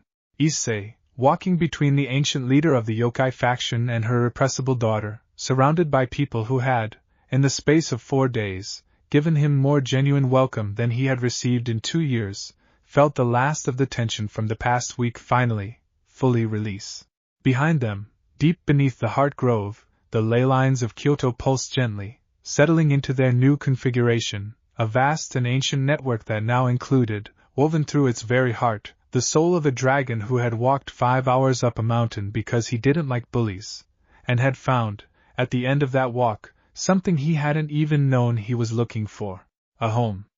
A purpose. And the first night in a very long time where Issei Hyoudou fell asleep without a single doubt about where he belonged. Far to the south, in Kuoh Town, the Gremory Peerage would not notice his absence for 3 more days. When they did, it would be far, far too late to matter. The Sovereign of Kyoto. Act 2, Chapter 5. The feast that followed the ritual lasted well into the night, and Issei, true to Shinra's prediction, ate enough rice to make several of the older yokai laugh aloud in approval. He sat at the center of a long table set up in the shrine's main courtyard, lanterns strung between the eaves overhead, and found himself the recipient of an endless parade of dishes pressed on him by yokai who clearly considered feeding their new guardian to be a matter of personal honor. He woke the next morning later than he meant to, the sun already well up, and for a moment, lying there in the unfamiliar but increasingly comfortable room the shrine had given him, he simply lay still and took stock. He could feel the mountain. That had not faded overnight, as some distant part of him had half expected it might. If anything, the sensation had settled, become less like an overwhelming flood and more like a constant, gentle awareness, the way a person is aware of their own heartbeat without needing to think about it. He could feel the wind moving through the cedars outside. He could feel, distantly, the city below, its thousands of small bright points of human life. He could feel, more sharply, a handful of points that were not human, yokai going about their morning routines within the shrine grounds and beyond. And he could feel, more strongly than any of that, two specific points of warmth, close by, that he recognized immediately as Yasaka and Kuoh. "Good morning, partner," Drake said, sounding amused. "I take it the awareness has not faded." "No, it's..." Issei sat up, stretching, testing the sensation. "It's actually kind of nice? Like, I always sort of knew when people were nearby because of my devil senses, but this is different. It's softer. Like background music instead of an alarm. A fitting description. The leylines do not announce themselves the way danger does. They simply are, present, constant, a kind of ambient awareness of the world's living currents." Drake paused. "How do you feel otherwise? Any discomfort? Any sense of strain?" Issei considered this, running a kind of internal check the way he might check his own physical condition after a hard fight. "No, actually. I feel really good. Like better than good. Rested, even though I probably shouldn't be after yesterday. The bond is settling well then." "That is good to hear." A knock at the door interrupted them, and Kunoh's voice, barely containing its excitement, called through the paper screen. "Issei. Are you awake? Mother wants to know if you'd like to come see the boundary wards today, now that you can sense them. She says it might help you understand the new powers better." "Yeah, give me a few minutes," Issei called back, already reaching for the clothes that had been left for him, simple but well-made garments in deep red and gold that someone had clearly had tailored overnight, which was its own kind of impressive given everything else that had happened. By the time he emerged, Kuoh was practically bouncing on her toes in the corridor, and she immediately fell into step beside him as they made their way toward the shrine's main hall. "Mother says the wards are usually really hard to sense from the inside," Kuoh said, talking fast in the way she did when she was excited about something. "Like most yokai can feel when they're approaching the edge of the territory, but actually sensing the structure of the wards themselves, that takes years of training, even for Senjutsu specialists. But you sensed it right away yesterday, during the ritual, so Mother wants to see what else you can do." "I mean, I'm happy to try," Issei said, "but I should probably warn everyone that I have basically no idea what I'm doing. Like zero. I didn't even know Senjutsu was a real thing until like a week ago." "That's okay. Nobody really knows what a Senjutsu Dragon Guardian is supposed to be able to do, because there's never been one before. So you get to figure it out as you go, which Mother says is actually kind of exciting, even if it's also a little bit terrifying." Kuoh grinned up at him, entirely unbothered by the terrifying part. "I think it's exciting too." They found Yasaka waiting in the main hall, dressed for travel in a practical version of her usual elegant attire, and she greeted Issei with a warm smile that, he noticed, lingered slightly longer than strictly necessary, and he found himself smiling back in a way that made his chest feel oddly warm. "Good morning," she said. "I trust you slept well?" "Really well, actually. Better than I have in a while." Issei rubbed the back of his neck. "Kuoh said something about boundary wards?" "Yes. I would like to take you on a tour of the territory today, both to begin familiarizing you with the lands you are now bonded to protect, and to see how your new senses interact with the existing protective structures. It will also," she added, a faint mischievous quality entering her expression, "give the rest of the faction a chance to properly meet their new guardian in a less chaotic setting than last night's feast." "That sounds good.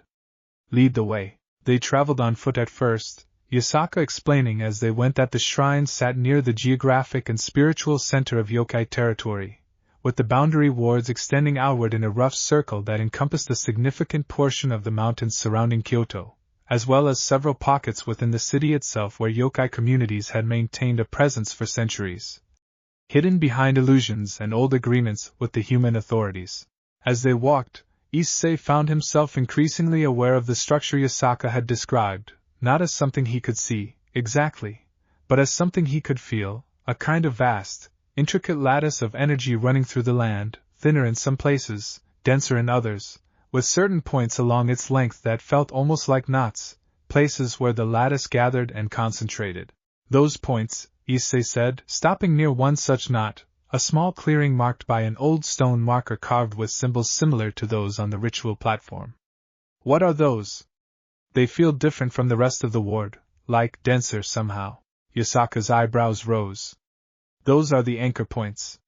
There are 9 of them, placed at key locations around the territory's perimeter, each one a focus for a portion of the ward's overall strength. Maintaining them requires regular attention from Senjutsu practitioners, a kind of ongoing tending, the way one might tend a garden. She studied the marker, then looked back at Issei with evident interest. How does it feel to you, exactly? Issei considered the sensation. Kind of like. Okay, this is going to sound weird, but it kind of feels like a plant that needs watering? Like, I can tell it's not, I don't know, depleted exactly, but it's not at full strength either. Like it could use a bit more. Yasaka was quiet for a moment, and then she said carefully, Issei, that anchor point was last tended 3 days ago, the day before the hero faction's attack, by one of our most experienced Senjutsu practitioners, a woman who has maintained these anchors for over 200 years. For you to sense, on your first day with the bond, that it requires attention again so soon, that's bad? Issei asked, suddenly worried he'd broken something. No. It is not bad. It is simply remarkably perceptive. Most practitioners can only sense when an anchor point has fallen significantly below its normal strength, a difference that takes weeks to become noticeable. You are sensing fluctuations on the order of days, possibly hours. Yasaka's expression was thoughtful, almost calculating, though in the warm, considering way Issei was coming to associate with her rather than the colder calculation he remembered from Rias. This could be extremely useful, Issei. If you can sense the anchor point's condition this precisely, it could allow us to maintain the wards far more efficiently, catching weaknesses before they become serious vulnerabilities. I mean, if it's useful, I'm happy to help with that. I don't really know how to, tend an anchor point or whatever, but if someone can show me. I can show you, Yasaka said, already moving toward the stone marker. It is not complicated, though it does require a certain finesse. Essentially, one channels a small amount of Senjutsu energy into the anchor, replenishing what has been drawn from it to maintain the ward. Watch. She knelt beside the marker and placed both hands against the stone, closing her eyes, and Issei watched, with his newly expanded senses, as a thin stream of golden energy flowed from her into the anchor point, the dense knot of the lattice brightening slightly, strengthening. Now you try, Yasaka said, straightening and stepping back. Issei knelt where she had knelt, placed his hands against the cool stone, and tried to do what he just watched, reaching for that sense of the anchor point's need and trying to push some of his own energy toward it. What happened next was not quite what either of them expected. The anchor point, instead of simply brightening the way it had under Yasaka's touch, flared, the golden light of the lattice surging outward from the stone marker in a wave that Issei could feel rippling across the entire boundary ward, every other anchor point along its length brightening in sympathetic response, the whole vast structure humming with sudden, renewed vitality. Issei yanked his hands back, startled. Whoa, okay, that was... Did I just... Is everything okay? Yasaka was staring at the stone marker, and then at the surrounding landscape, with an expression of pure astonishment. The entire boundary ward, she said slowly. All 9 anchor points, simultaneously, just received what would normally take days of individual attention from multiple practitioners. In a single moment. From a single touch. Is that bad? Issei asked again, with rising concern. Bad? Yasaka turned to look at him, and there was something in her expression that was somewhere between awe and something that looked almost like she might start laughing. Issei, that is not bad. That is, if I am understanding correctly, a level of spiritual influence over this territory's protective structures that I have never witnessed in over 1,000 years of leadership. The previous guardian, the Kitsune Kuno mentioned, required ritual assistance from multiple senior practitioners to achieve a fraction of what you just did with a single touch, and apparently no idea what you were doing. I really didn't do anything special, Issei said, feeling faintly alarmed at the implications. I just kind of pushed the way you showed me, partner, Drake said, and there was something in his tone that suggested he had been expecting something like this. Remember what I told you, before the ritual. The dragon's power amplifies. What would take a normal practitioner a careful, measured trickle, your draconic energy turns into a flood. This is, I suspect, going to be a recurring theme. Great, Issei said, with feeling. That's great. No pressure, like you said? Yasaka, recovering her composure, though the wonder hadn't entirely left her expression, reached out and gently took his hand, the same gesture from the day before, warm and grounding. This is wonderful news, Issei, she said. Truly. The boundary wards have been a constant source of concern for me. The knowledge that they require so much ongoing maintenance, that any lapse could create a vulnerability the hero faction might exploit. If you can maintain them with this kind of efficiency, it would free up dozens of practitioners for other tasks, and it would mean the wards themselves are stronger than they have been in centuries. I mean, if it actually helps, then okay, I'm glad. I just wasn't expecting, a flood. Issei managed a small, slightly embarrassed laugh. I guess I should be more careful about how hard I push things, huh? Perhaps, Yasaka agreed, though she was smiling now, the wonder settling into something fonder. Or perhaps we simply adjust our expectations of what this territory's defenses are capable of, now that its guardian apparently does everything at, shall we say, dragon scale. They continued the tour for most of the day, Issei testing his new senses against each of the remaining anchor points, more carefully this time, learning to modulate the flow of energy so that each anchor received what it needed without the kind of cascading flood that had characterized the first attempt. By the time they returned to the shrine in the late afternoon, all 9 anchor points were at a level of strength Yasaka described as unprecedented in living memory, and Issei had developed what felt like a genuinely useful sense for how the boundary wards functioned as a whole, a kind of map of the territory's defenses that lived somewhere in the back of his mind, always present, always quietly monitored. That evening, as the sun set behind the mountains, Issei found himself back at the koi pond outside Yasaka's quarters, the events of the day settling into something he could actually process. Kuno had gone to bed an hour earlier, exhausted from a full day of trailing after them and asking approximately 1,000 questions, and the shrine grounds had grown quiet, the warm glow of lanterns reflecting off the pond's surface. Yasaka joined him there, settling onto the wooden walkway beside him with the easy grace that seemed to characterize everything she did, and for a while either of them spoke, content simply to watch the koi move slow and golden beneath the water. Can I ask you something? Issei said eventually. Of course.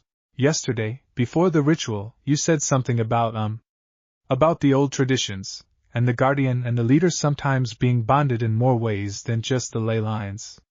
Issei felt his face heating slightly, but pushed on anyway, because something about the stillness of the evening made it feel easier to say than it might otherwise have been. I've been thinking about it, kind of a lot, actually, and I just wanted to say. I think I'd like that. If it's still something you're open to. I don't really know how this stuff works, the supernatural relationship stuff. I've had some pretty weird experiences with that, honestly. But with you it doesn't feel weird. It feels like... I don't know. Like it makes sense. Yasaka was quiet for a long moment, and when Issei glanced over at her, worried he'd said something wrong, he found her watching him with an expression of such open warmth that it took his breath away slightly. I am glad, she said softly. I have been, I confess, somewhat nervous about how to raise the matter again, worried that I had perhaps spoken too soon, or placed too much expectation on you given everything else you were processing. She reached over and took his hand, the gesture familiar now but carrying, this time, a different weight. I have led the Yokai faction for a very long time, Issei, and in all that time, I have rarely allowed myself to want things for myself rather than for my people. It has been a long time since I felt the kind of warmth I have felt these past few days, and I do not think it is solely because of the bond, though I am certain that has played some part. I think it is simply you, that's... Issei's face was definitely doing something embarrassing now, he could feel it. That's really nice to hear. I mean, I feel the same way. About you. Obviously, I guess, given what I just said. Yasaka laughed softly, and the sound carried no mockery, only fondness, and she leaned slightly against his shoulder, a small, simple gesture that nonetheless made Issei feel something settle warmly in his chest. Then let us see where this goes, she said quietly, without rushing, and without expectation beyond what feels right as it comes. We have, I think, a great deal of time ahead of us, Issei Hyoudou. There is no need to hurry any of it. They sat together for a long while after that, watching the koi, the lanterns, the stars emerging one by one over the mountains, and somewhere beneath them, the leylines hummed with quiet, contented strength, as though they too approved of the way the evening had unfolded. Chapter 6. A week passed, and then another, and Issei found himself settling into a rhythm of life he hadn't realized he'd been missing until he had it. Mornings began with a circuit of the boundary wards, sometimes on foot, sometimes, as he grew more confident with his new senses, simply by sitting quietly and extending his awareness outward across the territory, checking each of the 9 anchor points and the lattice of energy connecting them, tending to any that had begun to fade. He learned, with practice, to modulate the flow of his energy more precisely, no longer flooding the entire ward with every touch but instead delivering exactly what each point needed, a skill that Shinra told him, with evident satisfaction, would have taken most practitioners years to develop and that Issei had managed in under 2 weeks. Afternoons were more varied. Some days he spent with Yasaka, learning about the territory's communities, the various yokai clans scattered through the mountains and the city, their concerns and their histories, the delicate web of relationships and obligations that Yasaka navigated daily as the faction's leader. Other days he spent with Kuoh, who had appointed herself his official guide to all things yokai-related, and who took enormous pride in teaching him about different clans, their abilities, their customs, often punctuated by demonstrations of her own growing foxfire technique, which she practiced with a dedication that reminded Issei, not unpleasantly, of his own early training with Drake. And some days, increasingly, he spent in the old archive, the building Kuoh had pointed out on his second day, working with Shinra and a small team of yokai scholars to go through centuries of records, looking for anything that might help them understand the hero faction's recent escalation, and looking, too, for any historical precedent for what Issei had become. It was during one of these archive sessions, about 3 weeks into his new life in Kyoto, that things began to change. Issei, Shinra said, looking up from a scroll he'd been examining with the kind of focus that meant he'd found something significant. I believe you should see this. Issei set aside the record he'd been reading, an account of a border skirmish from roughly 200 years ago, and crossed to where Shinra sat. The scroll he held was old, the ink faded, but still legible, and it depicted, in careful brushwork, a map of the territory that looked similar to but not quite the same as the current boundaries. This is a record from approximately 300 years ago, Shinra said, documenting a period when the hero faction's predecessor organization, then known by a different name, made a coordinated push against yokai territories across the eastern provinces. Kyoto was not their only target. There were several other significant yokai communities at the time, in regions that are now. He traced a finger across the map, indicating several marked points, all of which, Issei noted, were well outside the current boundary of yokai territory. Gone. Not destroyed, exactly, but absorbed, scattered, their populations driven into hiding or into the cities, their territories no longer recognized as yokai land. That's... Issei studied the map. That's a lot of territory. Like, way more than what we have now. Indeed. At the height of yokai influence in this region, our territory extended across nearly the entire Kansai area, and parts of Chugoku and Shikoku as well. What remains now, the territory you and Yasaka maintain, represents perhaps a fifth of what once existed. Shinra's expression was grim. The pattern in this record, Issei, the coordinated pushes, the targeting of communities perceived as isolated and without allies, it matches what we have been seeing from the current hero faction over the past several months, almost exactly.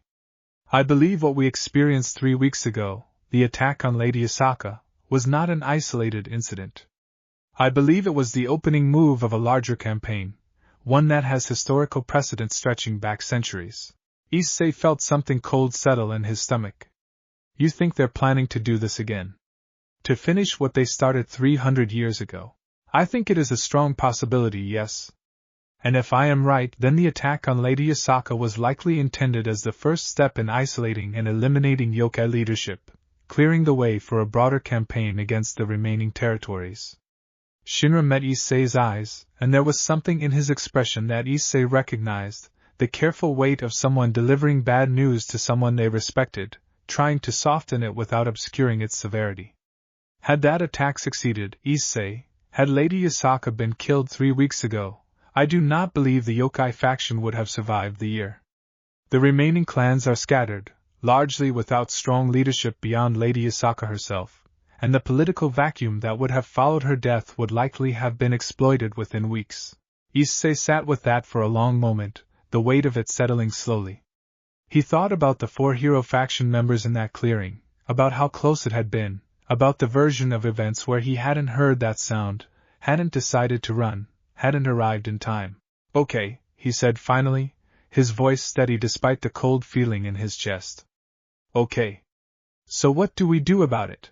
That, Shinra said, is precisely the question I have been hoping you would ask. Because I believe, Issei, that the answer may lie in something else this record describes. He unrolled the scroll further, revealing additional text, and pointed to a passage near the bottom. During the campaign 300 years ago, several of the yokai communities that were lost had, in fact, attempted to forge alliances with other supernatural factions, in an effort to present a unified front against the encroaching threat. These efforts largely failed, not because the other factions were hostile, but because of a simple lack of established relationships, a lack of trust built over time, that made coordination too slow and too fractured to be effective when the crisis actually arrived. You're saying we need allies, Issei said slowly. Actual ones? Not just, like, people who'd theoretically help if asked, but people we've actually built relationships with. I am saying that the yokai faction's historical weakness, its isolation, is precisely the weakness the hero faction is now exploiting, just as it did 300 years ago.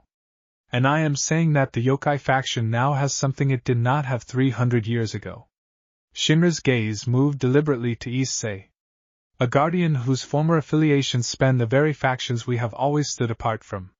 You were a member of the Gremory Peerage, Issei. You have, or had, relationships with devils. The boosted gear connects you, in some sense, to the broader supernatural community in ways that predate your time in Kuoh entirely. You represent, whether you intended it or not, a bridge between the yokai faction and the wider world, a bridge that has simply never existed before. Issei thought about this. About Rias, about the others, about the way things had ended in Kuoh. He felt a complicated knot of emotions at the thought of reaching back toward that world, even indirectly. I don't really have a great relationship with the Gremory house right now, he said carefully. Like, I left pretty abruptly, and I don't think anyone there is going to be thrilled to hear from me.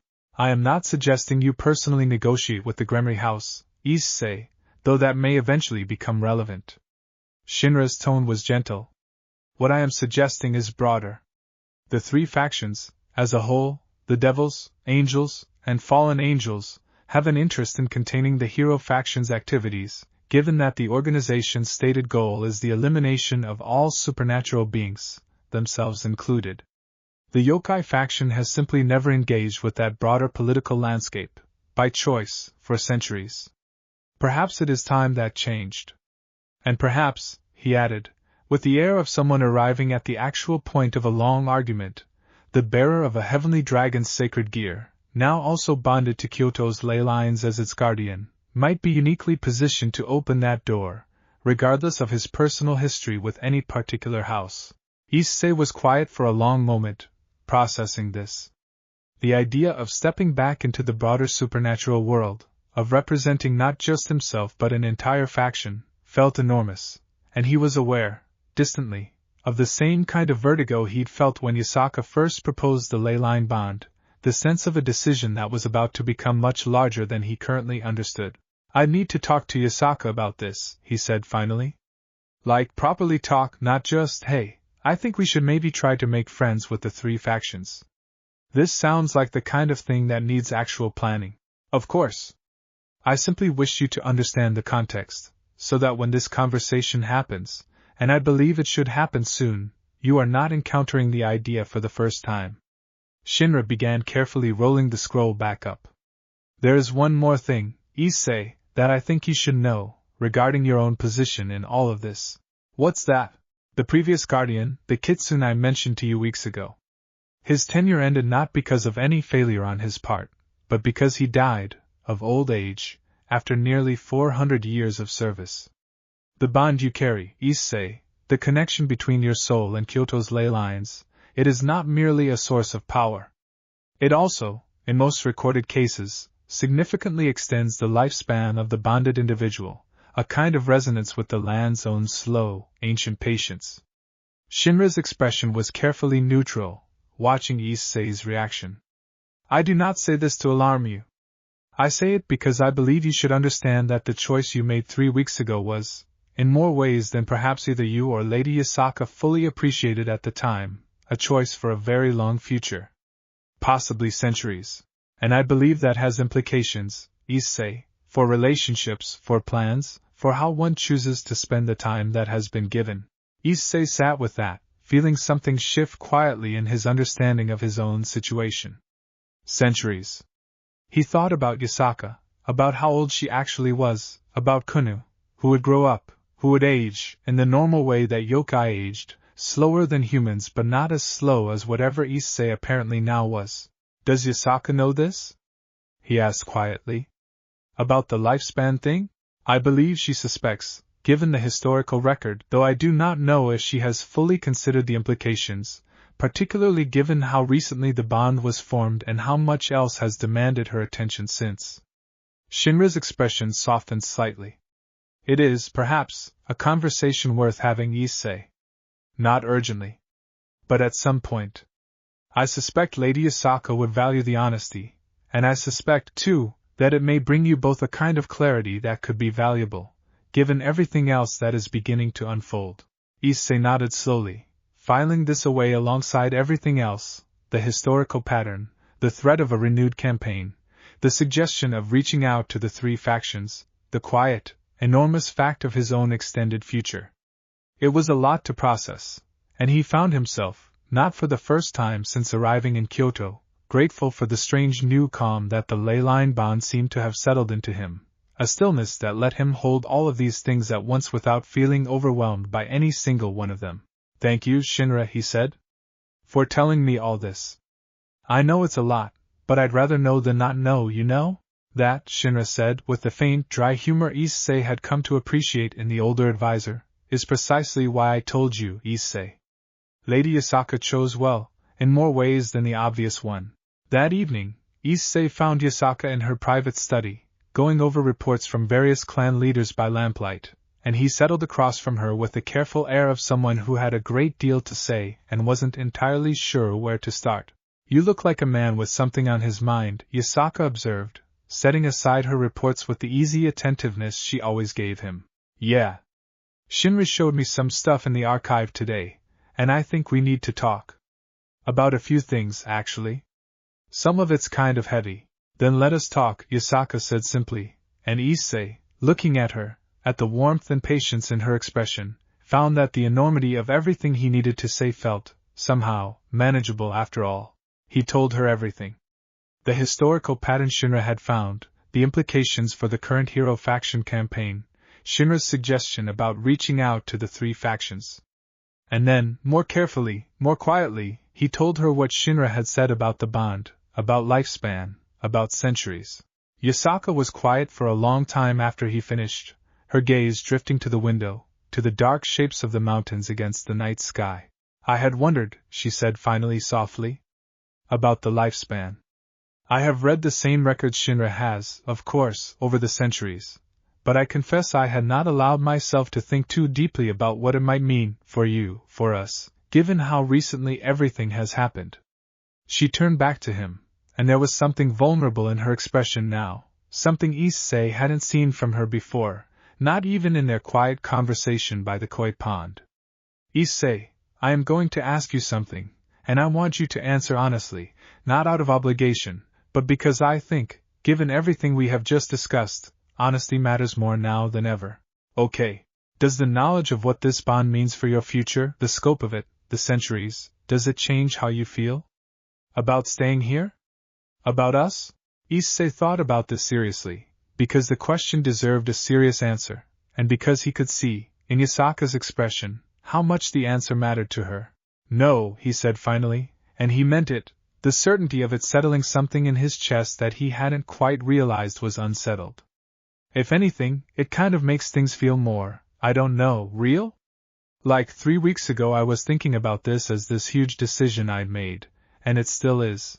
But now I'm thinking about it as the start of something, instead of just, like, an ending to the thing before. Does that make sense?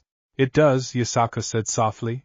And honestly, Issei continued, the thing that scares me more than the centuries thing is the stuff about the hero faction, about what almost happened, what could still happen if we don't figure this out. That feels like the actual urgent thing. The centuries, that's time. And time is something I think I'm actually okay having a lot of, especially if I get to spend it with you, and Kuoh, and everyone here. He reached across and took her hand, the gesture familiar now, comfortable. But the hero faction thing, that's something we need to deal with now, before it becomes the kind of thing that takes away the time, you know? Yasaka's eyes were bright, and she squeezed his hand, her composure visibly steadying. You are right, of course. And I think, Issei, that Shinra's suggestion has merit. Reaching out to the 3 factions, beginning to build the kind of relationships that might prevent history from repeating itself, it is overdue, and perhaps having you as a bridge, given your history, despite its complications, might be exactly the opening we need. I'm in, Issei said simply. Whatever it takes. Then tomorrow, Yasaka said, we begin planning? Properly. And Issei. She paused, her expression softening again, the vulnerability of moments ago giving way to something warmer, steadier. Thank you? For being honest with me. About all of it. Always, Issei said, and meant it, and outside, the mountains stood dark and ancient against the stars, holding within them an entire territory that, for the first time in centuries, had begun, quietly, to look outward. Chapter 7. The plan, when it finally took shape over the following days, was more cautious than Issei had initially expected. Yasaka, despite her agreement that reaching out to the 3 factions was necessary, was insistent that they proceed carefully, testing the waters with a single, low-stakes approach rather than announcing the Yokai faction's intentions broadly and risking either rejection or, worse, drawing unwanted attention from the hero faction before any actual alliance had been formed. There is a devil noble house, Yasaka explained, during one of their planning sessions, with territory bordering our own to the southwest, in the mountains near Nara. The Tender family. They are minor nobility, not especially powerful, but they have maintained a quiet, respectful distance from Yokai territory for generations, either encroaching nor antagonizing, which in itself is somewhat unusual among devil houses. I believe they may be receptive to an approach, given that any benefit to them would come with minimal political risk. And you think they'd be willing to, vouch for us? With the bigger devil houses? Not vouch, exactly.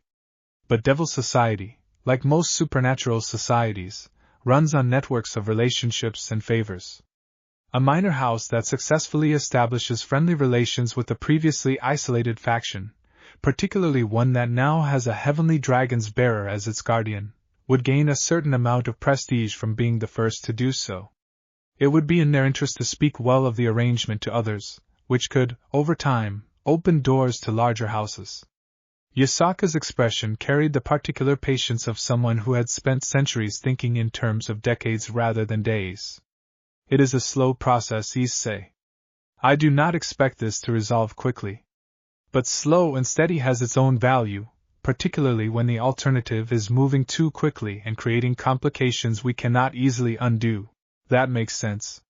So what would the actual approach look like? Like, do we just show up and say hi? Yasaka's small smile suggested this was not quite the diplomatic strategy she had in mind. There is a more traditional approach. The Tendu family holds an annual gathering, a kind of open social event, at the start of autumn, to which various minor houses and unaffiliated supernatural beings in the region are sometimes invited, as a gesture of goodwill. It is, by devil standards, a relatively informal affair. I propose that you attend, Issei, as the guardian of Kyoto, representing the Yokai faction in an unofficial capacity. Simply being present, being seen, having pleasant conversations, that alone would represent a significant first step. Just show up to a party and be friendly, Issei said. I can do that. I think I can do that. Parties were never really my strong suit back in Kuoh, but that was mostly because everyone already knew me and had, opinions. Here, you would be something new. An unknown, with an interesting story, representing a faction nobody has heard from in living memory. I suspect, Yasaka said, with the faint mischievous quality Issei had come to associate with her when she was fairly confident about something, that you will find the experience considerably less stressful than you anticipate. The gathering was scheduled for 2 weeks later, which gave Issei time to, as Shinra put it, prepare appropriately, which mostly meant being fitted for formal clothing, more of it in deep red and gold, and receiving a crash course from Shinra in devil social customs, titles, and the general etiquette of supernatural gatherings. The most important thing to remember, Shinra told him, during one of these sessions, is that you do not need to pretend to be something you are not. Your story, a former Devil Peerage member who left under difficult circumstances and found a new purpose as Kyoto's guardian, is, if anything, an asset. It makes you interesting, sympathetic, and notably independent of any existing devil political faction, which means you are not perceived as a threat to anyone's standing. Be honest. Be yourself. It will serve you better than any amount of careful posturing. Okay, that actually takes a lot of the pressure off, honestly. Issei considered this. What if people ask about, why I left? The Gremory house, Is that going to be weird? It may come up. I would suggest a brief, honest answer that does not dwell on grievance. Something along the lines of having found that your strengths and the house's needs were not well aligned, and that you have since found a role that suits you considerably better. It is true, it is not unkind to anyone, and it closes the topic without inviting further questions. Shinra's expression was kind. You do not owe anyone an account of what happened, Issei, beyond what you wish to share. And I suspect, given how things have gone since, that the story speaks for itself rather well. When the day of the gathering arrived, Issei found himself, for the first time since the ritual, genuinely nervous, standing in his quarters in the formal clothing the shrine's tailors had prepared, a deep crimson haori over more practical clothing beneath, the fabric embroidered subtly with patterns that, Kuoh had informed him with great seriousness, represented both the boosted gear's draconic heritage and the symbols of Kyoto's protective wards, woven together. You look really cool, Kuoh announced, having appointed herself in charge of final inspection. Actually cool. Not regular Issei cool, but guardian of an ancient territory cool. Thanks, I think. Issei checked his reflection one more time. Regular Issei cool is apparently a lower bar, huh? Way lower, Kuoh agreed, with the cheerful honesty of a child, and Issei laughed despite his nerves. Yasaka, when she joined them, was dressed more formally than Issei had yet seen her, and for a moment he simply looked at her, struck again by the strange, quiet wonder of his life these days, that this ancient, powerful, kind woman was someone he got to know, got to care for, got to have care for him in return. You will do wonderfully, she told him, reading his nervousness easily. And I will be there as well, though in a more limited capacity, given that my own presence would shift the nature of the event considerably. Think of it as an opportunity to be seen as your own person, Issei, separate from your connection to me, important as that connection is. The Tendu estate, when they arrived, was smaller than Issei had expected, a handsome but modest manor house set among carefully tended gardens, golden autumn light filtering through maple trees that had begun, just barely, to turn red and orange at their edges. A scattering of guests moved through the gardens and the main hall, perhaps 30 or 40 in total, a mix of devils in formal wear and a handful of other supernatural beings whose nature Issei couldn't immediately identify. The head of the Tendu family, a middle-aged man with the kind of unassuming warmth that Issei suspected was unusual among devil nobility, greeted them personally at the entrance, and his expression, on learning who exactly Issei was, shifted rapidly from polite welcome to something considerably more intent. "The Sekyudai," Lord Tenda said, his voice carrying a note of genuine surprise. "And if the rumors from the eastern mountains are accurate, also the new guardian of Kyoto's territories." I confess, when I extended an invitation through the usual diplomatic channels to the Yokai faction, I did not expect such a, distinguished response. "We are honored. It's really nice to meet you," Issei said, falling back on the simple honesty Shinra had recommended. "And thanks for having me. I know it's kind of unusual, the Yokai faction not really doing the whole, social gathering thing. But I figured it'd be a good chance to actually meet people, instead of just, staying isolated forever. A sentiment I imagine many would share, particularly given recent events." Lord Tenda's expression grew slightly more serious. "We have heard reports, through various channels, of increased hero faction activity along the eastern borders. I trust the situation has not worsened?" It's been a concern," Issei said carefully, mindful of Shinra's guidance not to share too much too quickly, but also aware that this was exactly the kind of opening Yasaka had hoped for. "Honestly, that's part of why I'm here. The Yokai faction's been pretty isolated for a long time, and I think, given what's been happening, that maybe isolation isn't really serving anyone well anymore. So here I am. Saying hi, I guess." Lord Tenda's expression warmed considerably at this, and for the next several minutes, the conversation moved easily, Lord Tenda introducing Issei to several other guests, each introduction accompanied by a brief, friendly explanation of who Issei was and what he represented, and Issei found that Yasaka had been right. The story did, in fact, speak for itself. People were curious. Genuinely, warmly curious, in a way that felt entirely different from the wary, assessing curiosity he sometimes encountered back in Kuoh. They wanted to know about Kyoto, about the leyline bond, about what it was like to be the first dragon guardian in the territory's history.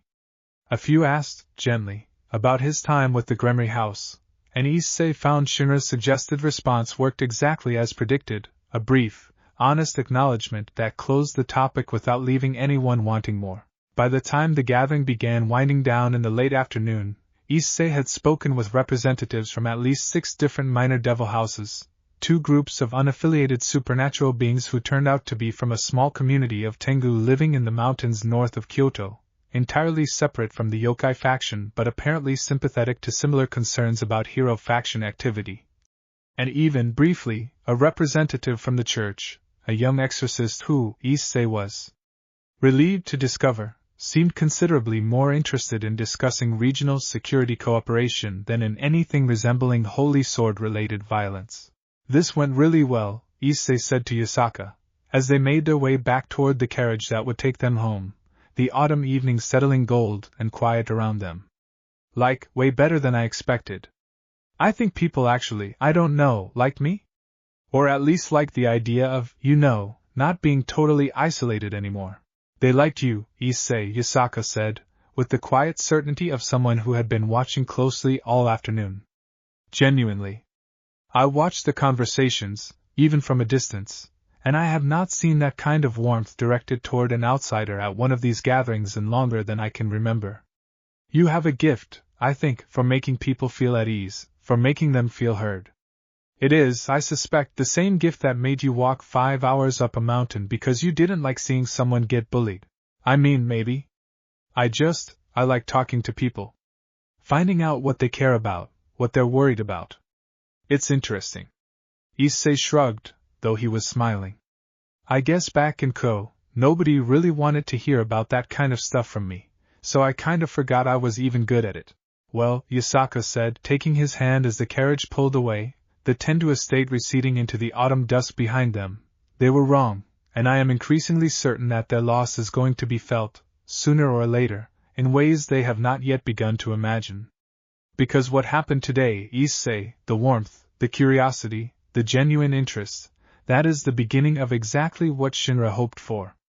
Word of this will spread. Other minor houses will hear that the new guardian of Kyoto is approachable, interesting, worth knowing. And slowly, over time, that will become the foundation of something much larger. A network, Issei said, thinking of Shinra's words from weeks ago. Relationships, actually built, instead of just theoretical. Precisely. Yasaka's smile was warm in the fading light. And it began today, with a single afternoon of you simply being yourself. I think, Issei, that you may have just done more for the yokai faction's long-term security than any amount of strengthened boundary wards ever could. Issei thought about that, about the strange, winding path that had brought him here, from a raiding game loss and a humiliating dismissal, to a mountain clearing, to a ritual that had reshaped his soul, to an afternoon spent making small talk with devil nobility in a garden full of turning maple leaves. None of it had felt, in the moment, like it was building toward anything in particular. But looking back, it felt, suddenly, like every piece had been part of something larger, something that was only now beginning to take shape. You know, he said, as the carriage carried them home through the gathering dusk, I think I'm starting to actually understand what Shinra meant. About the bridge thing. Like, it's not really about, I don't know, grand diplomatic gestures or anything. It's just showing up, being honest, being interested in people. And somehow that ends up mattering more than anything else. That, Yasaka said softly, leaning against his shoulder as the lanterns of the carriage cast warm light across the darkening road, is, I think, the most important thing anyone has discovered about diplomacy in a very long time, Issei. And I am very glad it was you who discovered it. Chapter 8. The first sign that something had changed came nearly a month after the Tende gathering, in the form of a messenger hawk that arrived at the shrine one crisp autumn morning, carrying a sealed letter bearing the crest of the Tende family. Issei was in the archive with Shinra when word reached them, and they made their way to Yasaka's study to find her already reading the letter, her expression unreadable. It's from Lord Tendu, she confirmed, once Issei and Shinra had settled across from her.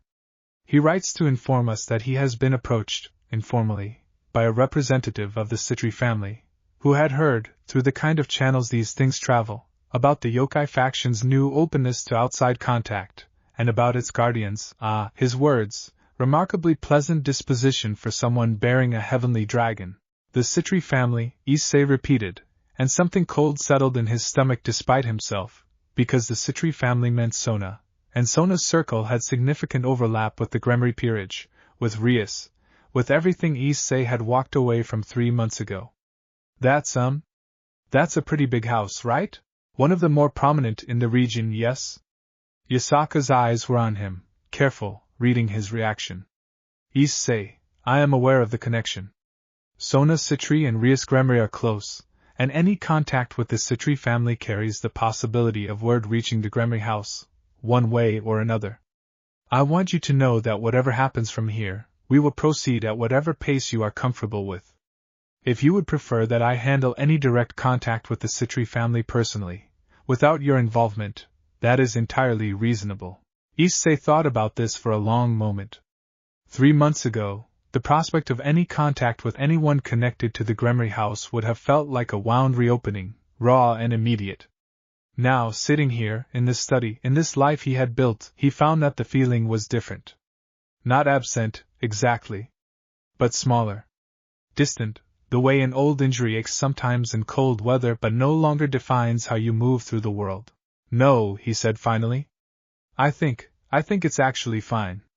Like, genuinely fine, not just, being brave about it. He managed a small, slightly wry smile. Honestly, I'm kind of curious what Sona's been up to.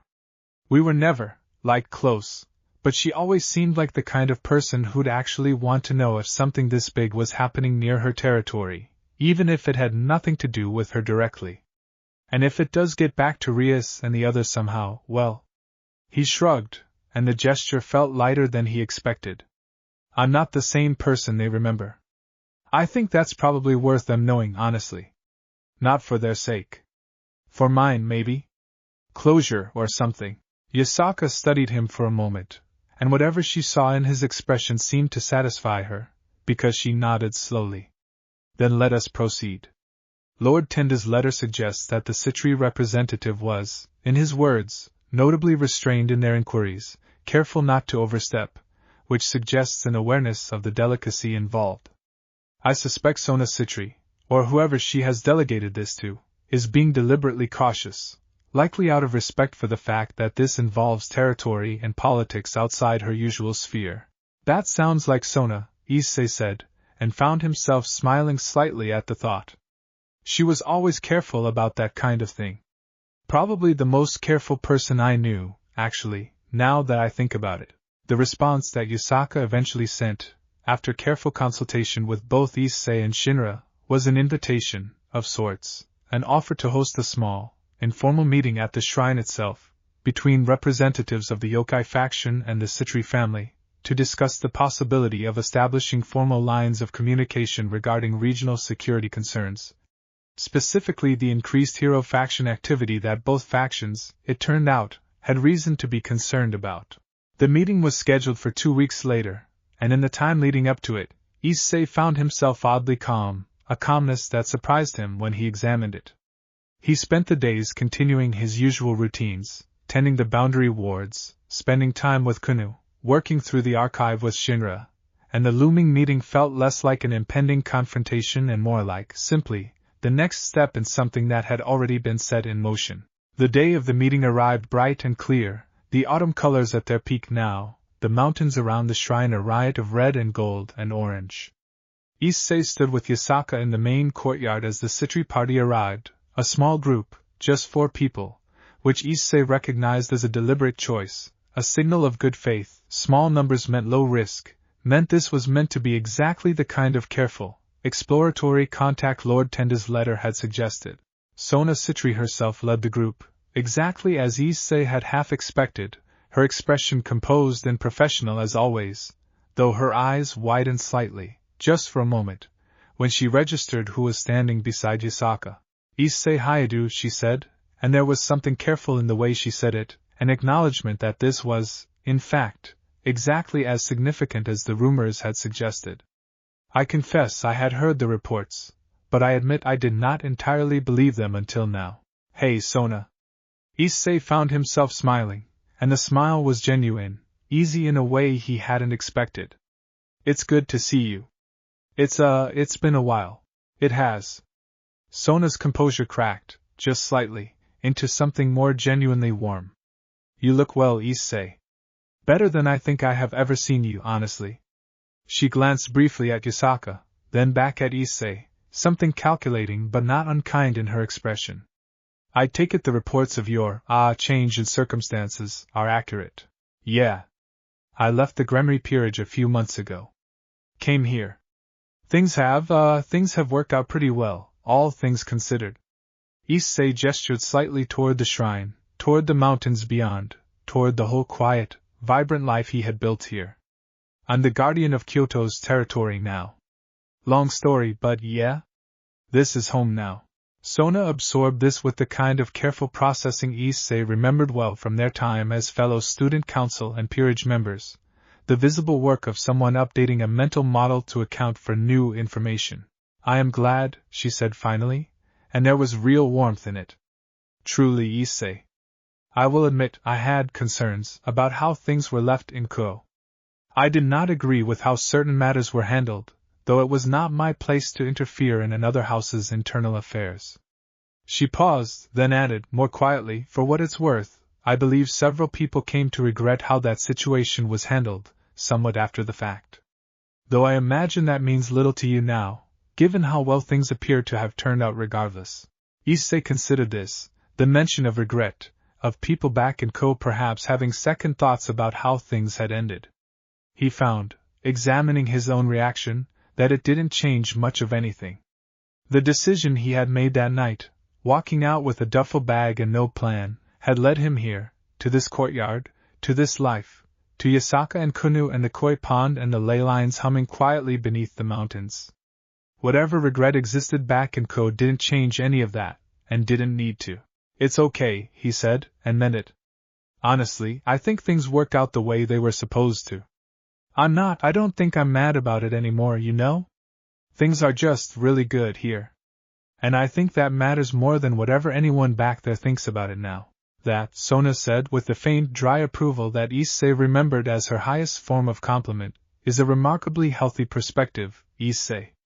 I am glad to hear it.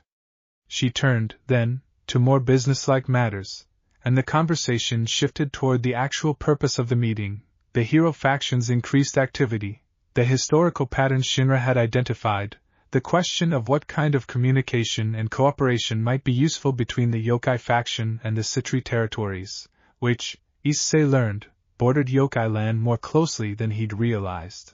The meeting lasted most of the day, moving from the formal opening conversations in the main hall to a more relaxed afternoon in the gardens, where Kuoh, predictably, appeared at some point and immediately attached herself to the visiting group with her usual enthusiasm, peppering Sona's companions with questions about Devil Society that left at least one of them. A young man Issei vaguely recognized as a member of Sona's peerage, looking faintly overwhelmed but charmed.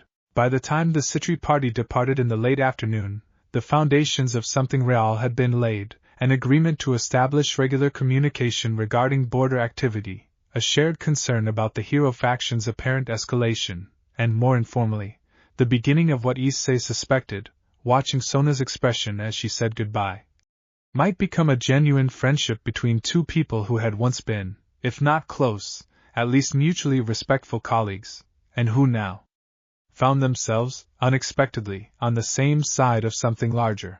That went well, Issei said, once the Citri party's transport had disappeared down the mountain road, the autumn evening settling gold and quiet around the shrine. It went very well, Yasaka agreed, slipping her hand into his with the easy familiarity that had become natural between them over the past months.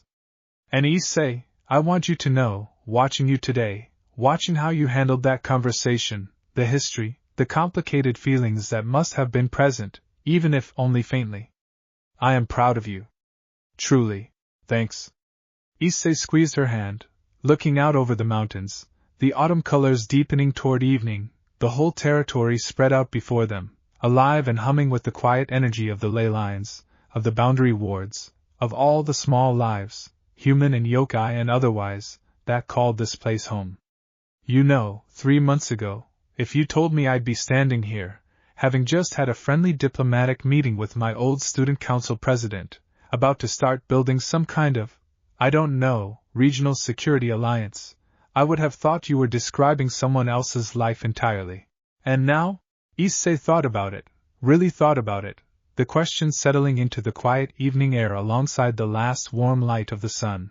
Now it just feels like my life, he said. Like, the actual real one. The one I was supposed to have, maybe, and just hadn't found yet. He looked at Yasaka, at the warmth in her expression, at the home and the family and the purpose that had grown, somehow, out of a single act of refusing to walk past someone in trouble. I'm really glad I found it. So am I, Yasaka said softly, and behind them, the lanterns of the shrine began to glow warm and golden against the gathering dusk, and somewhere beneath the mountains, the ley lines of Kyoto pulsed steady and strong, carrying within their ancient currents the quiet, growing promise of a territory no longer alone in the world, and a guardian who had, in finding his place within it, also found something he had spent 2 long years without ever quite realizing he was missing, a future. Wide open, and entirely his own, the sovereign of Kyoto. Act 3, Chapter 9.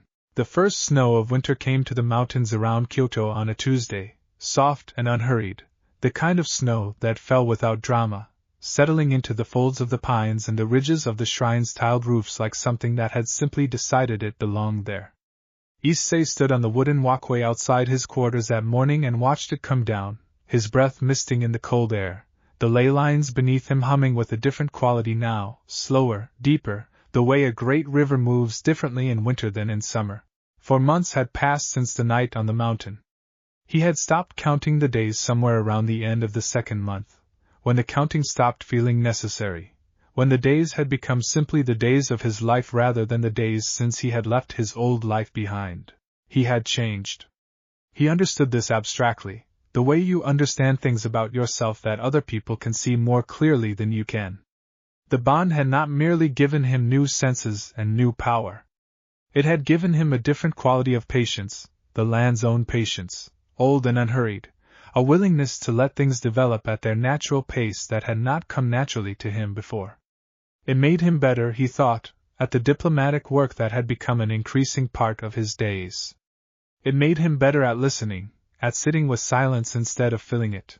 He was thinking about all of this, about the snow and the changes and the slow, pleasant weight of a life that had stopped feeling temporary, when the boundary wards spoke to him, not in words. The wards had no language. But there was a quality to the alert that traveled up through the ley lines and into his awareness, a sharp, specific flavor of wrongness that he had not felt before. Different from the hero faction incursions he had become familiar with over the previous weeks, different from the ordinary traffic of supernatural beings crossing the territorial boundary. This was something that did not cross the boundary so much as slip through it, finding gaps in the lattice with an expertise that spoke of long practice, the kind of practice that came from years of moving through warded territories without permission. Issei was already moving before the alert had fully registered consciously, pulling his outer robe on over his indoor clothing and heading out into the snowy morning, following the thread of wrongness through the ley lines the way he might follow a trail of footprints, moving steadily eastward along the mountain slope. He did not summon help. The intruder had not triggered the ward's more aggressive alert protocols, which meant they were not employing obvious hostile intent, and Issei had learned, over the past months, to be somewhat more deliberate about escalation than he had been in his Kuoh days. Flying in with full boosted gear blazing had its place, but it was not always the correct first response. The thread led him to a small clearing on the eastern face of the mountain, sheltered from the wind by a natural rock outcropping, where a single figure sat huddled against the largest of the rocks, half hidden beneath a layer of snow that had accumulated, suggesting they had been there for some time. Issei stopped at the clearing's edge and looked. After a moment of taking in the details, black kimono, long silver hair, a pair of cat ears flattened against the person's skull in a posture that spoke more of exhaustion than of aggression, and two black tails wrapped tight around themselves as if for warmth, he unclenched the hand he had raised in a defensive posture and simply stood there, watching. "I know you're there," said the figure, without looking up, in a voice that was low and precise and entirely too controlled for someone sitting in the snow in the middle of winter. "You've been standing there for about 20 seconds. You smell like dragon and ley lines, and that's a combination I've never smelled before, so either you're something entirely new or something very old wearing a different face." "Neither, exactly," Issei said. "My name's Issei. I'm the guardian of this territory." He kept his voice level, non-committal. "You've been inside the boundary wards for a while, based on how much snow is on you. Do you need help?" A pause. Then, slowly, the figure lifted her head, and Issei looked at a face that was striking and sharp-featured, with amber-gold eyes that reminded him of Yasaka's but carried a different quality. More guarded, more exhausted, more accustomed to wariness. "I'm not looking for trouble," the woman said, with a flatness that suggested she expected not to be believed. "I'm not here on anyone's behalf. I'm not scouting. I just needed somewhere to stop for a while." "Okay," Issei said. The woman blinked, apparently surprised by the lack of follow-up demands or accusations. "That's it? Just okay? You're injured?" Issei had noticed, looking more carefully, the careful way she was holding her left arm, and the faint dark stain on the edge of her kimono sleeve that the snow had partially obscured. "How bad is it?" Another pause, longer this time, the kind of pause that felt like a door being considered from the inside. "Bad enough. Not fatal." "Probably not fatal. Probably not fatal," Issei repeated, with the air of someone who had heard similar statements many times and found them only modestly reassuring. "Okay. Come on. There's a healer back at the shrine. I'm not going to ask you a bunch of questions first.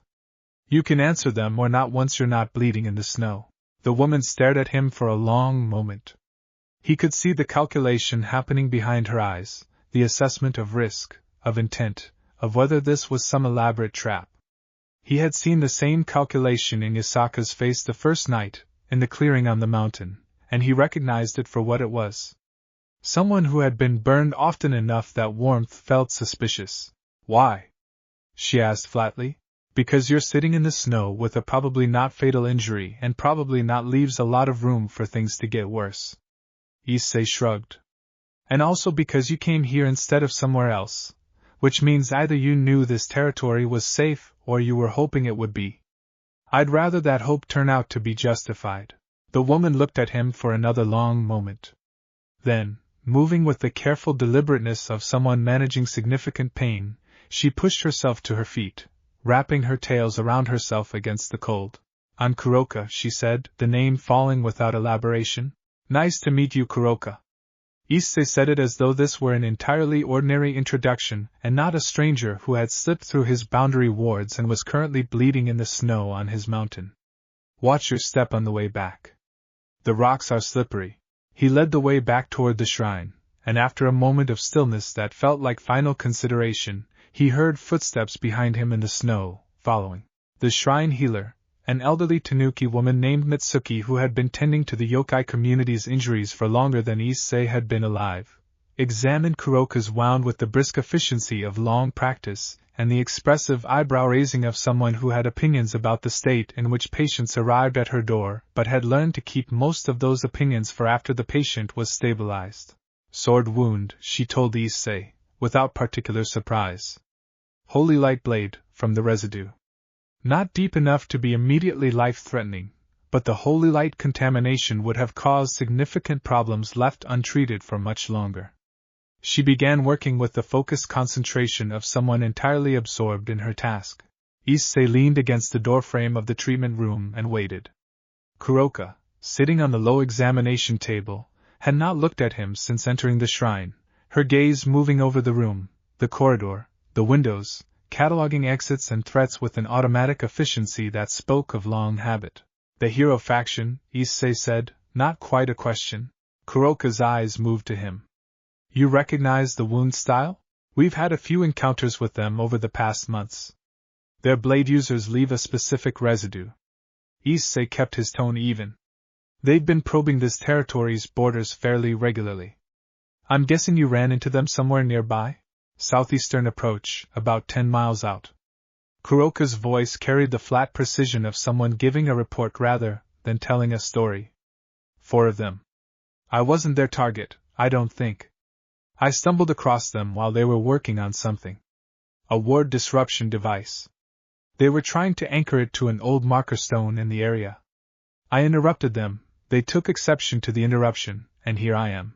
Issei felt the familiar cold settle in his gut. Ward disruption devices. Anchor point markers. The hero faction was not just probing the borders anymore. Did you destroy the device? He asked. Smashed it thoroughly enough that whatever they were trying to accomplish did not happen. But they had the components with them, which means they can rebuild. Her eyes were on him now, reading his reaction. You already knew they were escalating. We had reason to think so. Issei straightened, his mind already working through the implications. Thank you for stopping them. Even if it wasn't intentional. A pause. What were you doing in the area, if you don't mind me asking? Kuroka was quiet for a moment, long enough that Mitsuki finished the initial cleaning and began the slow work of neutralizing the holy light residue with a poultice that smelled strongly of pine and something sharper that Issei had no name for. Moving, she said finally. I've been moving for about 2 years. Not staying anywhere long enough to matter. She said it without self-pity, as simply as she might have said she preferred green tea to black. I heard rumors, a few weeks ago, that something unusual had happened in the Kyoto area. A new guardian.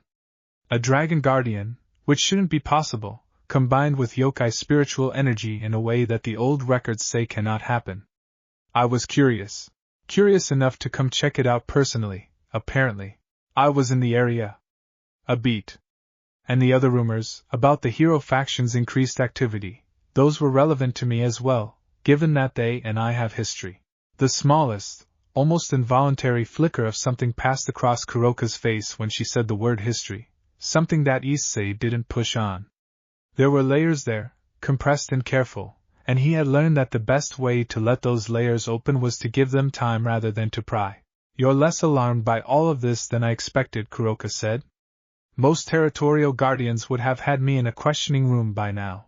Is that what you expected when you let me find you in that clearing? Another pause longer.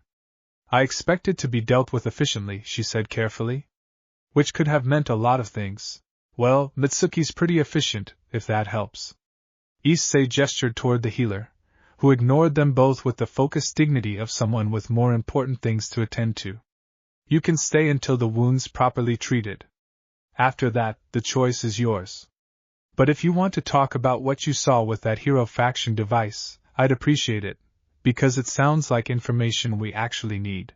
Kuroka studied him with those sharp amber gold eyes. Whatever she was looking for, she seemed to find enough of it to warrant a small, grudging nod. After Mitsuki finishes murdering me with that poultice, she said, and Mitsuki, without looking up, made a sound that was precisely halfway between offense and agreement. Issei left them to it, and went to find Shinra, who needed to hear about the ward disruption device immediately. And somewhere in the back of his mind, threading through the urgency and the strategy, was the quiet, instinctive awareness of the leylines. Steady and watchful beneath the snow. Registering the presence of this new arrival, the rogue Nikomata with her guarded eyes and her 2 years of moving, and humming, faintly, was something that felt almost like recognition. Shinra received the news about the ward disruption device with a brief, controlled stillness, followed by a series of rapid, precise questions. Then he went very quiet, tracing a finger along the territory map on his wall, 10 miles southeast, near an old marker stone. That would be near the Higashiyama anchor point. The third anchor, counting from the east. He turned back to Issei, his expression more serious than Issei had seen it since the archive revelations months ago. If that point were significantly weakened, the resulting gap in the ward would be substantial. Wide enough that a coordinated force could enter the territory without triggering the alarm systems, bypassing the boundary entirely. So they're not just probing anymore. They're actively working toward creating a breach. A specific, targeted one. That would appear to be the case, yes. This changes the timeline somewhat. I had estimated perhaps another 6 months before any coordinated action became a serious threat. This suggests the actual timeline may be considerably shorter. Shinra paused. And the Nikomata who brought this information. Who is she? She says her name is Kuroka. Shinra's eyebrows rose in a way that told Issei the name meant something. Kuroka, he said carefully. There is a Nikomata of that name who was expelled from the Nekishu clan approximately 3 years ago, under circumstances that were never entirely clear. She was regarded as extremely powerful, one of the more gifted Senjutsu practitioners among the younger generation of her kind. But she was also considered prone to acting unilaterally in ways that caused difficulties for the clan's more conservative leadership. He paused. And she was, before her expulsion, the older sister of Kaneko. Issei felt the world rearrange slightly around that sentence. Kuroka is Kaneko's sister. If she is the same Kuroka, yes. It was not widely known, given the circumstances. The young Nekishi you would know as Kaneko, her given name is Chiron. Kuroka's younger sister, separated from her following the expulsion. Shinra watched Issei's face carefully. I take it this connection was not immediately apparent. No. Issei thought about Kaneko, small and silent in the Gremory clubroom. The way she never, in 2 years, mentioned a sister. He thought about Kuroka in the treatment room, the 2 years of moving, the practiced wariness, the exhaustion beneath the precision of her voice. No, I didn't put it together. She didn't mention Kaneko. She may not have known of your connection to her sister. Or she may have known and chosen not to raise it. Shinra's tone was gentle. Either way, I think this should be shared with Lady Yasaka before being raised with Kuroka herself. Yeah. I'll talk to Yasaka. Issei paused. Give Kuroka time to eat something first. She looks like she hasn't had a proper meal in a while. Shinra looked at him, and the quiet approval in his expression was very present. Of course, he said. We will give her time. Yasaka received both pieces of news with the stillness of someone accustomed to difficult information. She asked several precise questions about the device, then went quiet, her gaze on the garden outside. When she spoke again, her voice carried the care of someone choosing words not for their comfort but for their accuracy. Kuroka, she said. I have heard of her. The circumstances of her expulsion from the Nekishu clan were never entirely clear to me, but it was known that there was a younger sister who had been taken in by a devil house following the expulsion, and that the two had been separated. She and Kaneko, Issei confirmed. Yes. Yasaka looked at him. How do you feel about that? Complicated, he admitted. Kaneko and I weren't close, exactly, but I lived alongside her for 2 years. And she never mentioned a sister, which makes sense if it's painful.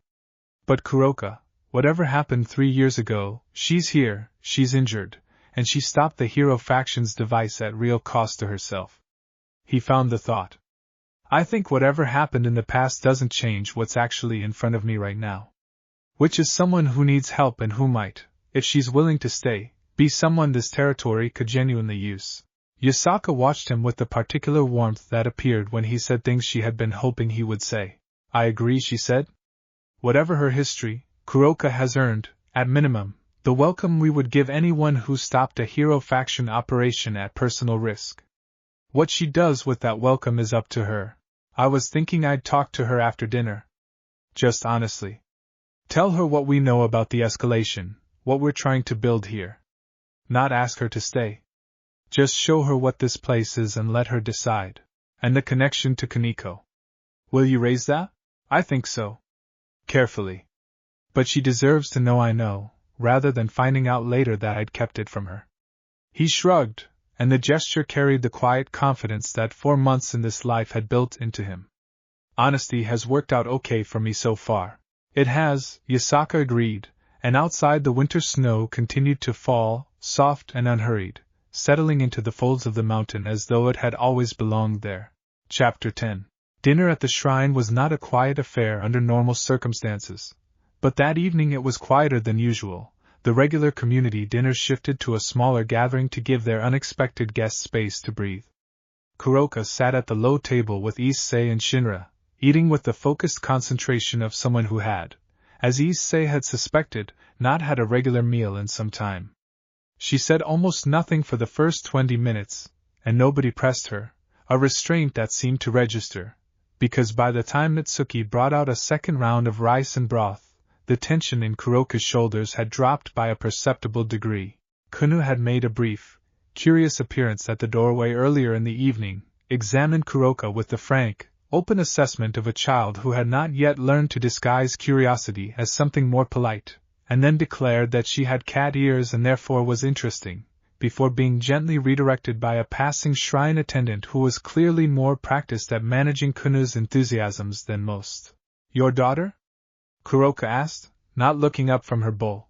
No, Issei said, and felt the familiar small warmth at the fact that the question felt so natural now, that the relationship that word implied felt so close to accurate that the distinction required clarifying. She's Yasaka's. Yasaka is the leader of the Yokai faction, and she and I are. He paused, considering the right phrasing. We're together. Kunu is, I don't know, she's kind of adopted me as a family member of her own choosing, which I'm pretty okay with. Kuroka glanced up at him briefly, then back at her bowl. A dragon guardian who is also in a relationship with the faction leader and is being informally adopted by her daughter, she said, in the tone of someone taking stock of a situation that had turned out to be considerably more complex than expected. The rumors about Kyoto being unusual were, apparently, an understatement. Yeah, my life got kind of interesting fast. Issei refilled her tea without being asked. Can I ask you something? You can ask. The 2 years of moving. What were you running from? The question dropped into the quiet of the room, and Kuroka set down her chopsticks with the precision of someone giving herself a moment before responding. The hero faction, partly, she said. I made myself inconvenient to them approximately 3 years ago, when I chose to stop being useful to a particular faction of theirs that wanted to use certain Nikomata abilities for purposes I found objectionable. They have a long memory. She paused. And after that, the Nekishu clan. My presence after the expulsion was considered an ongoing reputational problem for the leadership, and they made that known in various ways over the following year. Another pause, and this one had a different quality, heavier. And after that, mostly just habit. I had been moving long enough that stopping felt dangerous. What changed? Shinra asked, his voice quiet, non-judgmental. Kuroka was quiet for a moment. I was in Osaka, about a month ago, and I heard some of the younger yokai in a tea house talking about what had happened here. The dragon guardian who came out of nowhere, the way the boundary wards had apparently tripled in strength practically overnight, the fact that the yokai faction had started, quietly, reaching out to other supernatural groups in the region. Her jaw tightened slightly. And they were laughing about it. In a good way. Relieved, actually. Like something had changed that they'd stopped expecting to change. She met Issei's eyes for the first time since they'd sat down together. I have not heard supernatural communities sound like that in a very long time. Like they felt safe enough to laugh. The honesty of that, the specificity of what she noticed and why it had mattered to her, settled something in the room. Issei let the silence rest for a moment before he said what he'd been planning to say. There's something I need to tell you. About why I recognized your name when you told me.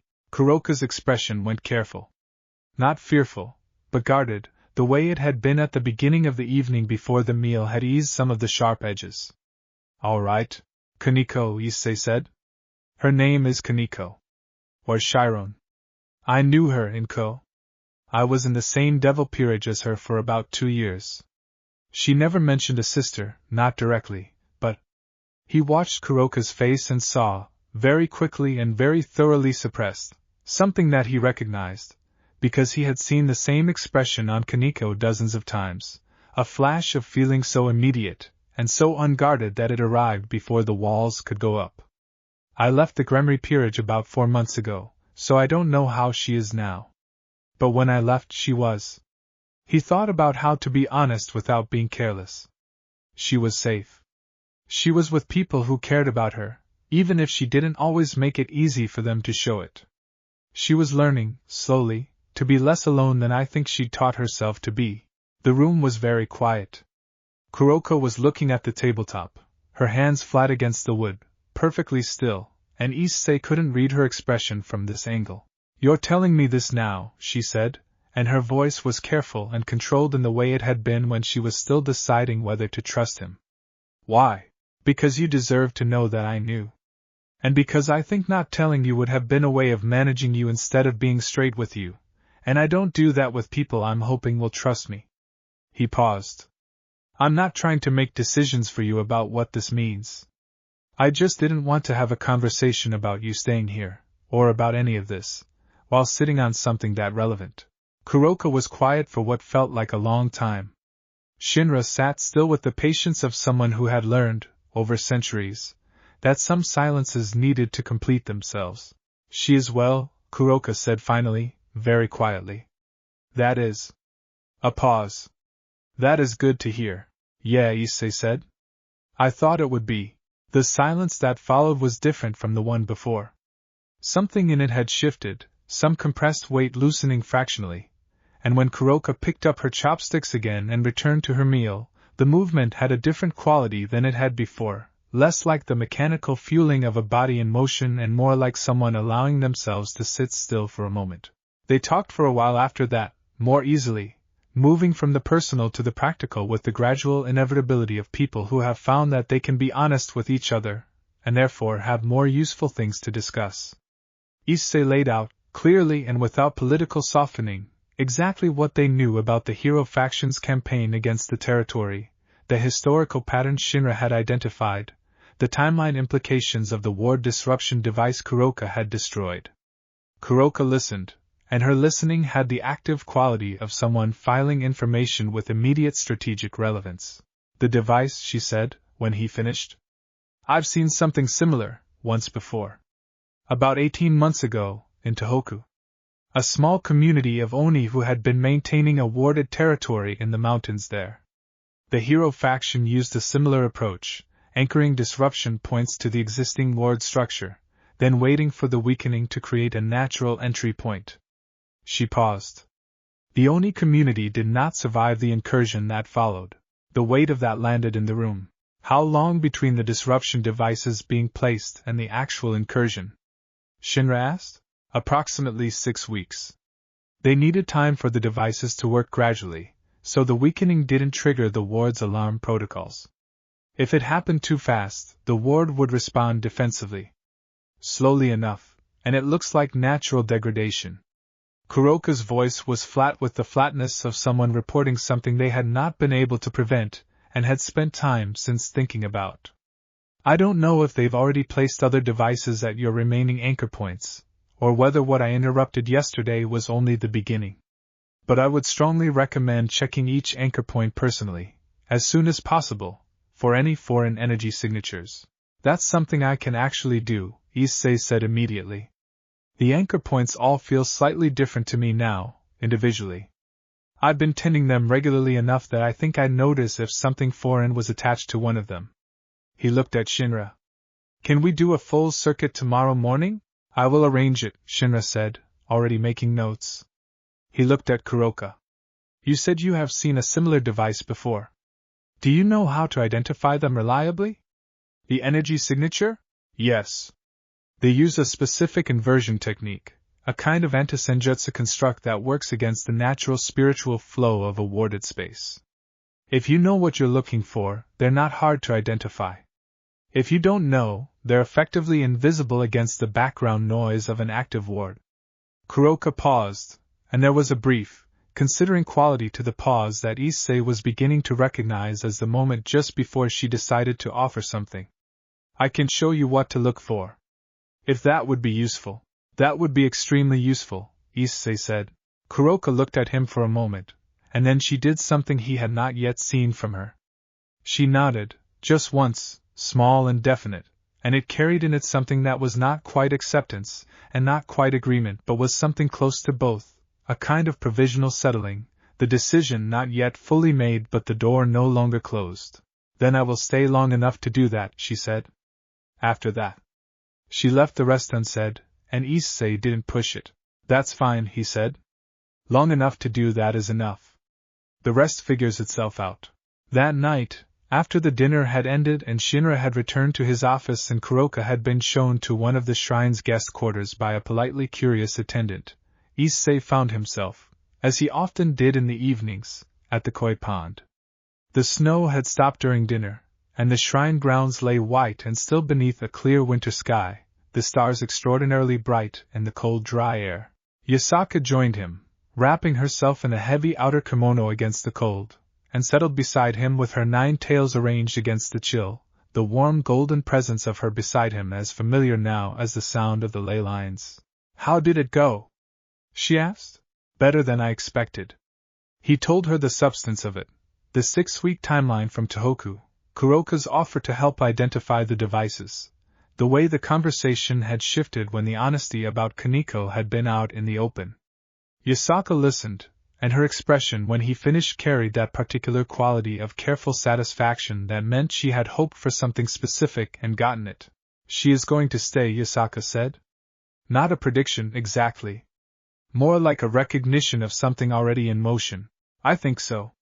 Maybe not because she's decided to yet. But because I think once she's actually here, actually safe, for long enough that her system stops expecting something to go wrong. He paused. She's been running for 2 years. I think she's forgotten what it feels like not to. You understand that feeling, Yasaka said quietly. Not the same way. But yeah, a little. He looked at the koi, dark shapes moving slow and patient beneath the thin skim of ice at the pond's edges. I think she's going to be important. Not just for what she knows about the hero faction, though that matters. But I think she's someone whose instincts are good, whose skills are real, and who has been trying to use both without having any kind of foundation under her for a long time. This place is good at giving people that. He glanced at Yasaka, and his expression carried something warm and slightly rueful. Speaking from experience. Yasaka's answering smile was the kind that started in her eyes before reaching her expression, slow and warm and entirely genuine. Speaking from experience, she agreed softly. And Issei.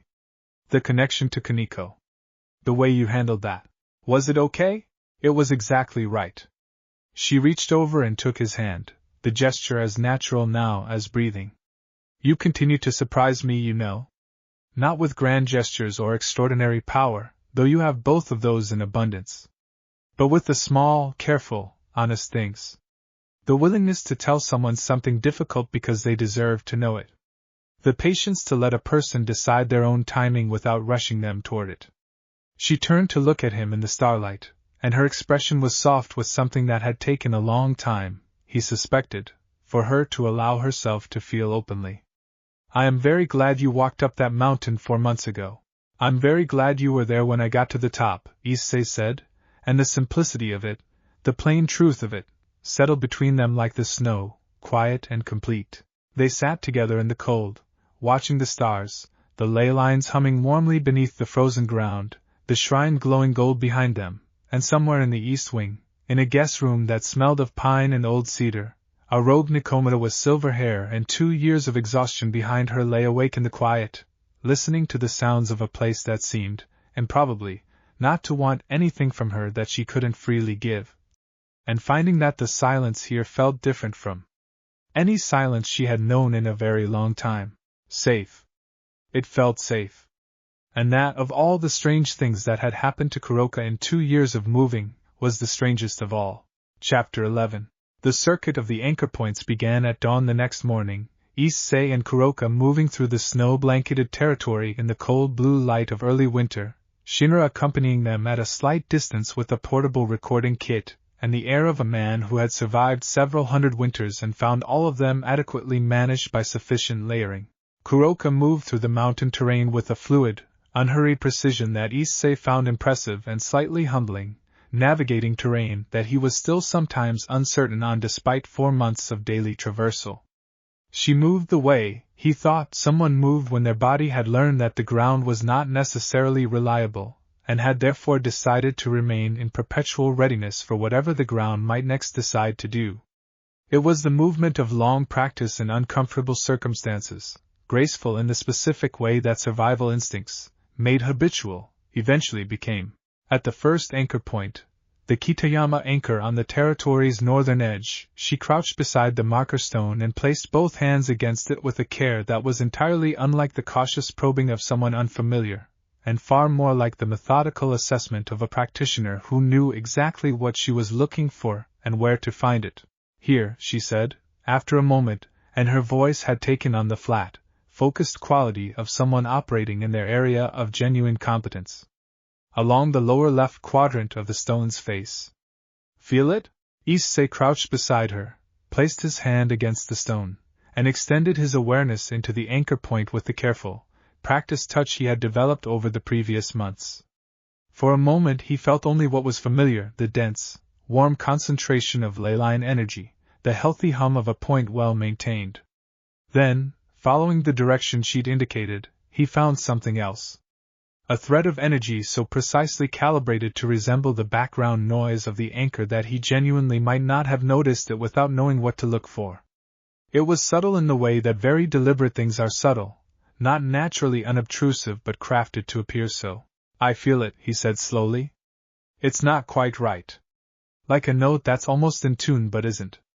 The resonance is slightly off. Slightly off is precisely what they're going for, Kuroka said, her voice carrying a grim satisfaction that was less about the discovery and more about finally being able to name something that had been, until this morning, only a vague concern. If it were obviously wrong, the ward's defensive protocols would flag it. This way, it reads as minor variation, the kind of thing that happens naturally to any ward system over time. But aggregated across multiple anchor points, over weeks, these variations compound. The ward begins to thin at the boundaries between anchored sections. The thinnest point eventually becomes something that can be breached without triggering a full alarm. And if we remove it, carefully. The construct is designed to react if disturbed too quickly. Pull it out fast and it will release a burst of disruptive energy that could damage the anchor point itself, which would be considerably worse than leaving it in place. Kuroka's hands moved against the stone, precise and deliberate. Slowly, though. Unwinding it thread by thread, neutralizing each component as it's released. It takes time, but it leaves the anchor point intact. Can you show me how? She looked at him briefly, and there was, again, that fractional quality of someone recalibrating. It requires Senjutsu capability. You have the leyline bond, which gives you access to the territory's natural spiritual energy, but pure Senjutsu technique is a different skill set. I've been doing basic Senjutsu work since the ritual. Tending the anchor points, maintaining the ward's flow. I'm not trained, but I have the connection. He met her eyes. Show me the technique and I'll tell you if I can follow it. Kuroka studied him for a moment, then nodded once and began explaining, in the specific, economical language of someone translating a physical intuition into words for the first time, carefully choosing each term.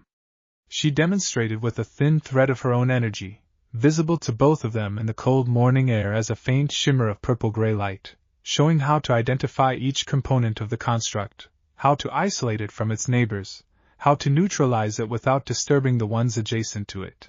Issei watched, listened, felt the technique settle into his understanding with the particular clarity of something that, once explained, seemed obvious, and then he tried it himself.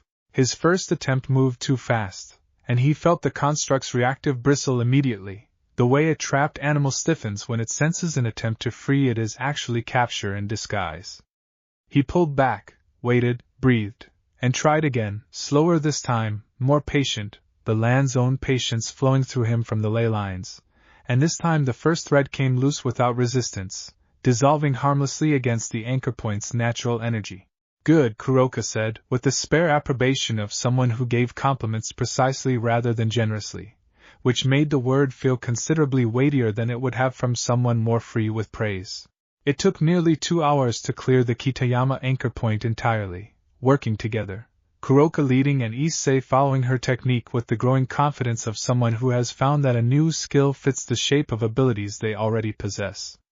By the end of it, the anchor point hummed clean and bright, entirely itself, and Issei felt the section of the boundary ward connected to it strengthen perceptibly, the thinning that had been building over however many weeks the construct had been in place, reversing. 6 more to check, Shinra said, from a respectful distance, looking at his notes with the expression of a man who was already calculating revised timelines. 6 more, Issei agreed. He looked at Kuroka, who was already straightening, already oriented toward the next point. You good to keep going? I'm fine. She said it with the same flat definitiveness she applied to most statements about her own condition, which Issei had already begun to interpret as a general policy of not admitting to physical limitations unless they were about to become immediately relevant, and he had already begun to calibrate for accordingly. They worked through the remaining anchor points over the course of the day, moving from one to the next with a practice rhythm that developed naturally between them over the hours, Kuroka's expertise guiding, Issei's ley line connection amplifying and executing. Of the remaining 6 anchor points, they found constructs at 4 of them, each one placed with the same surgical precision as the first, each one in a slightly different stage of development, ranging from the early, barely detectable beginning of the Higashiyama point where Kuroka had interrupted the team the day before, to one anchor on the western slope that showed several weeks of accumulation and had already created a measurable gap in the ward's coverage. They were methodical, Kuroka said, as they cleared that final point in the fading winter afternoon, the sky turning pink and gold above the cedar trees. Not rushing. Building this over months, probably. Which means they've been inside the boundary territory before, well before anyone noticed, just without triggering any obvious alerts. How do you stop someone from placing these things in the future? Issei asked.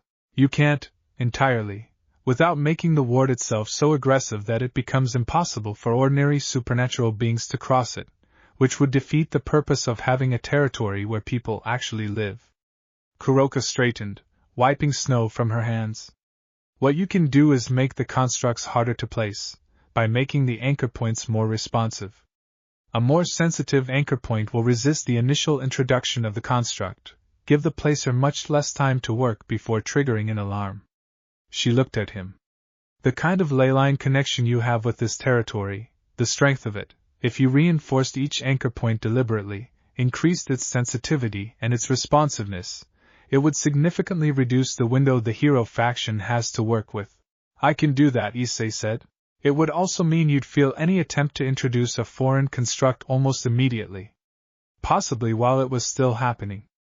Kuroka's tone was matter-of-fact, but Issei heard, beneath it, the particular quality of someone describing a capability they had not expected to find in the person they were working with.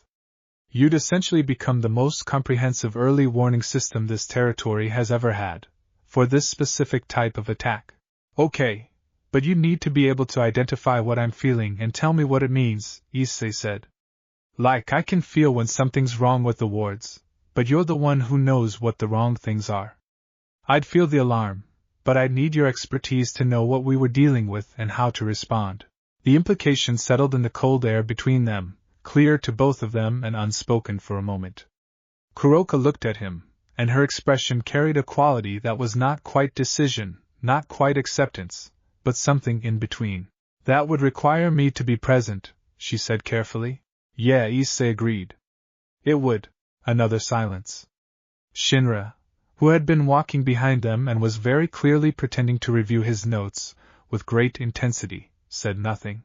Long enough to do that, Kuroka said finally, quoting his words from the night before back at him in a tone that acknowledged, quietly, that the parameters of what long enough meant had expanded overnight. That is the arrangement. That's the arrangement, Issei confirmed, and kept his expression carefully neutral, because he had learned from watching Yasaka that the moments when you most wanted to express satisfaction at someone's decision were also the moments when expressing it too visibly was most likely to make them reconsider it. They walked back toward the shrine through the winter afternoon, the sky deepening toward violet, the first stars appearing above the cedar line. Issei could feel the boundary wards around him, cleaner and stronger now than they had been when he'd started the morning, the foreign constructs removed, the anchor points reinforced, the whole lattice humming with something close to its actual potential. It felt, he thought, the way the territory should have always felt, the way it would continue to feel, as long as people paid attention to it, as long as the right people were paying attention to it. Kuoh was waiting at the shrine gate when they returned, bundled in winter clothing and radiating the particular energy of someone who had been patient for as long as they intended to be and was now done with patience. You were gone all day, she announced, to Issei primarily, but her eyes were on Kuroka with the frank, interested assessment she'd deployed the evening before. Did you find the bad things? Found them and cleared them, Issei confirmed, and Kuno's expression shifted immediately into the bright, fierce satisfaction of someone who takes territorial security very personally. Good. She turned to Kuroka, and the assessment was open, unguarded, the way children are open about what they're thinking before they learn to disguise it. You helped. Mother said you helped yesterday too, before you were hurt. Thank you. Kuroka looked at Kuoh for a moment with an expression that was, for the first time in Issei's experience of her, entirely unguarded.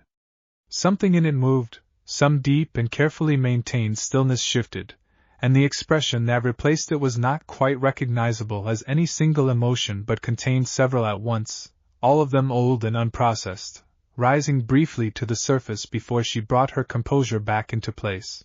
It was not a problem, Kuroka said, and her voice was very slightly less controlled than usual, the careful flatness of it just barely not there. Kuoh, apparently satisfied by this exchange, turned back to Issei. Mother is waiting. She said to tell you dinner is early tonight because there's something important to discuss. A pause, with the gravity of someone delivering a message they've memorized. She said to tell you especially? Okay, Issei said. I'll go find her. Kuroka, the attendant from last night can show you where to get cleaned up, if you want. Dinner's in about an hour. Kuroka looked as though she might make a point of noting that she had not decided to stay for dinner, but the look faded before it fully formed, replaced by the neutral acknowledgement of someone who had decided that continuing to resist small hospitalities was more effort than it was worth. An hour, she said, and followed the shrine attendant who had materialized at precisely the right moment, which suggested to Issei that Yasaka had given quiet instructions to ensure that moments like this one unfolded smoothly. He found Yasaka in her study, maps and reports spread on the low table before her, Shinra's rapid preliminary notes, from the day's work already in her hand. She looked up when Issei entered, and the concern that had been present in her expression softened into something warmer. 4 constructs, she said. 4 confirmed. Cleared and the anchors reinforced. Issei settled across from her, the familiar ease of this room, this company, wrapping around him like the warmth from the brazier in the corner. But Yasaka, the one on the western slope, was significantly advanced. Weeks of work. They've been inside our territory for months, placing these without anyone noticing. I know. Her voice was measured, but beneath it was the kind of anger that Issei had learned to recognize in her, the cold, precise anger of someone who protects things and has found that the things they protect have been quietly endangered without their knowledge. And the timeline? If Kuroka's right about how this worked in Tohoku, and I think she is, we have less time than we thought. The most advanced construct was already causing measurable ward degradation. If we hadn't found it today. He didn't finish the sentence. We need to move faster on the alliance building, Yasaka. Not the careful, gradual approach we've been taking. Faster. Yasaka was quiet for a moment, her gaze moving to the maps before her. Then she looked up, and her expression had settled into the particular clarity of someone who has made a decision and is now simply focused on its execution. I agree, she said. And I think it is time to make a decision about the three factions' contact properly. Not through minor houses, not through the Tenda family's goodwill and the Citri family's caution. Directly. She met his eyes. I would like to request a formal meeting with the three factions' joint leadership. The terms of the peace agreement they concluded several years ago established a framework for exactly this kind of regional security consultation. We have, until now, chosen not to participate in that framework. I believe it is time to change that. That's a big move, Issei said. Yes. And I believe it is the right one, and that this moment, with the new information Kuroka has brought us, is the right time to make it. She reached across the table and took his hand, the touch grounding and warm. I also believe that having the Security present at such a meeting, as Kyoto's guardian, would send a very particular message about what this territory is now, and what it is becoming.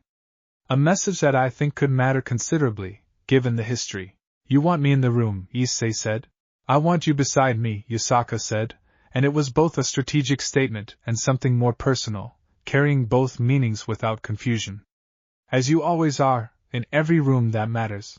Outside, the winter evening was settling dark and cold over the mountains, and inside the shrine, warmth gathered. In the guest quarters, a rogue Nikomata was, for the first time in 2 years, not planning her next departure. In the study, a dragon guardian and the woman he loved were planning the next step in something that had begun as a desperate act on a mountain path, and was becoming, slowly and with great care, something extraordinary. And in the deep places of the earth, the leylines of Kyoto carried the quiet weight of a territory that had stopped being alone, feeling, in its ancient and patient way, very much like a thing that had waited a very long time for exactly this. Chapter 12.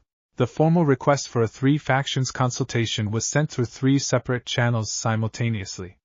Through Sona Citri's network, which had proven itself reliable over the previous months. Through Lord Tendu, who had become something of an unofficial ambassador between the Yokai faction and the broader devil community, and who received the news with visible, carefully contained excitement.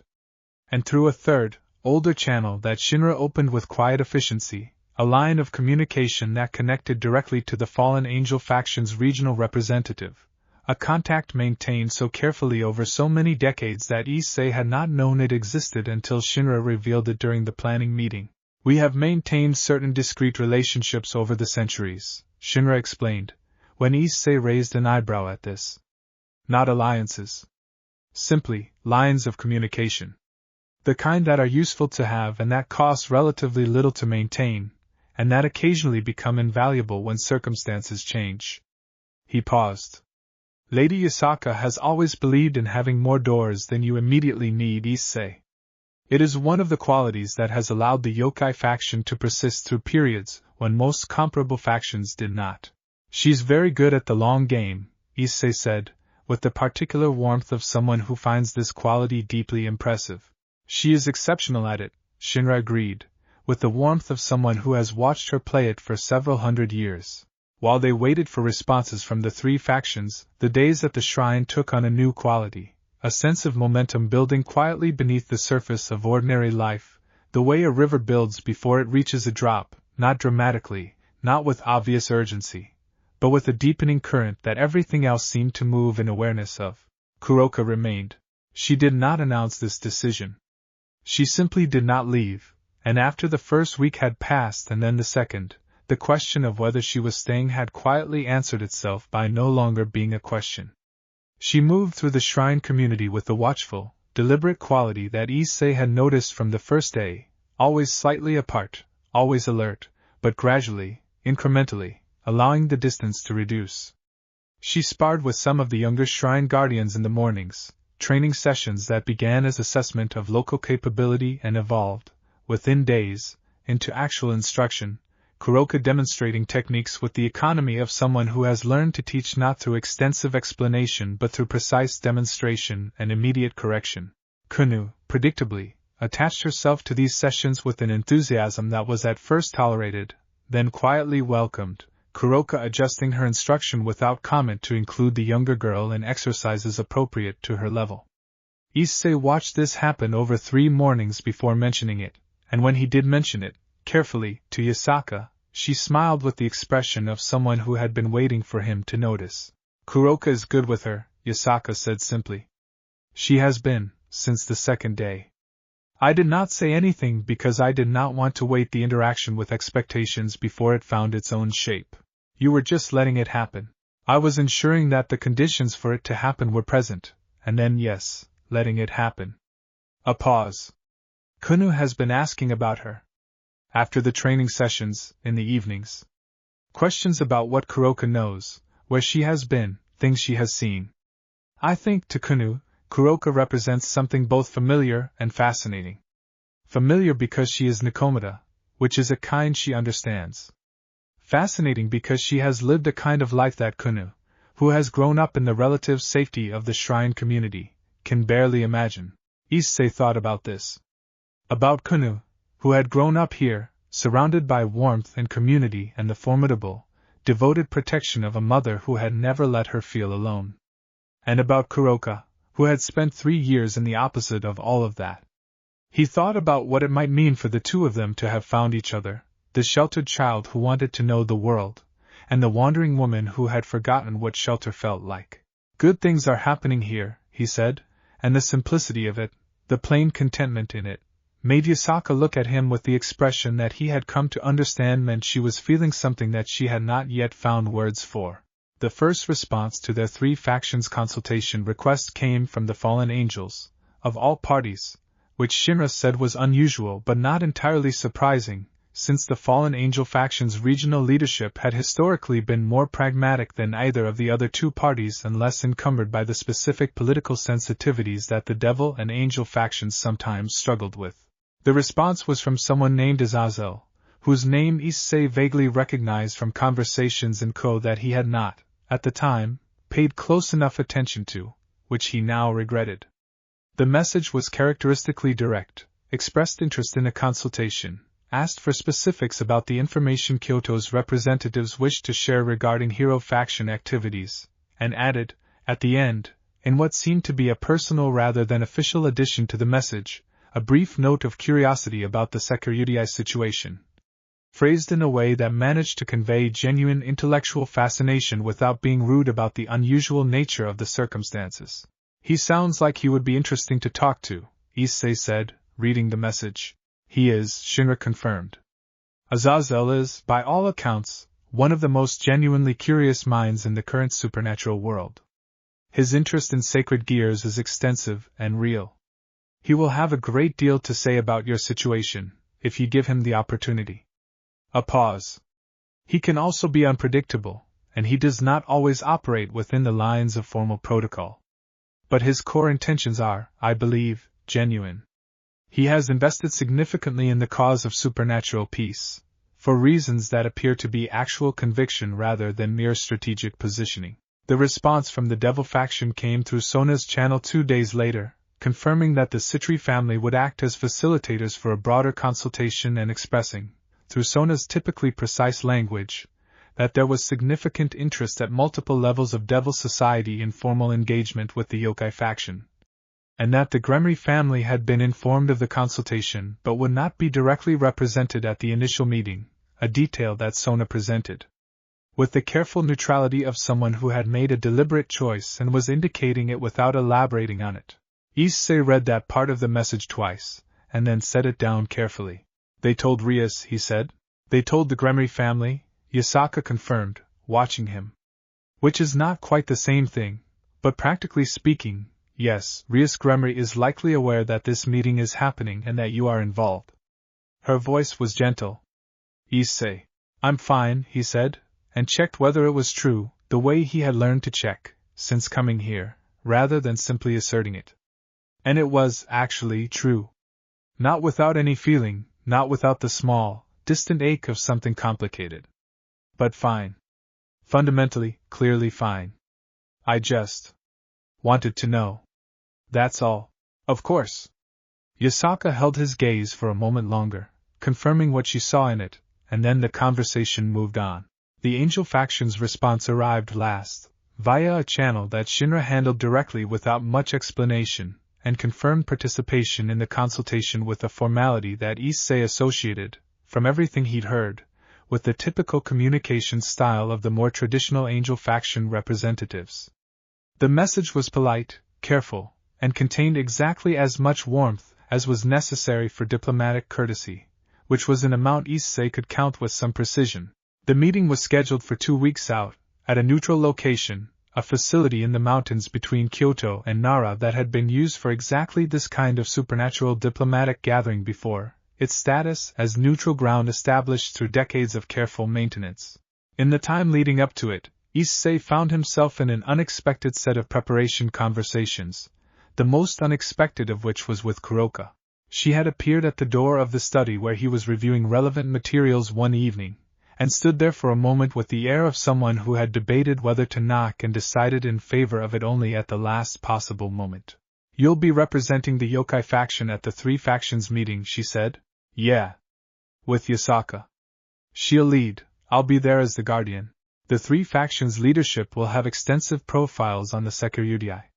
Most of what they know about you will come from Kuoh, from reports about your time in the Gremory Peerage. Kuroka leaned against the doorframe. Some of it will be accurate. Some of it will be out of date. And some of it will be actively wrong, because the person those reports describe and the person who has been carrying this territory for the past 4 months are not entirely the same person. That's a good point. Issei had not, in fact, thought about this specifically. What are you suggesting? I'm suggesting that walking into that room knowing exactly what picture they have of you, and understanding clearly how the current reality differs from it, gives you a significant advantage. Kuroka came into the study and settled across from him with the deliberate, self-possessed movement that had become familiar. I have spent 2 years gathering intelligence on various supernatural factions as a matter of survival.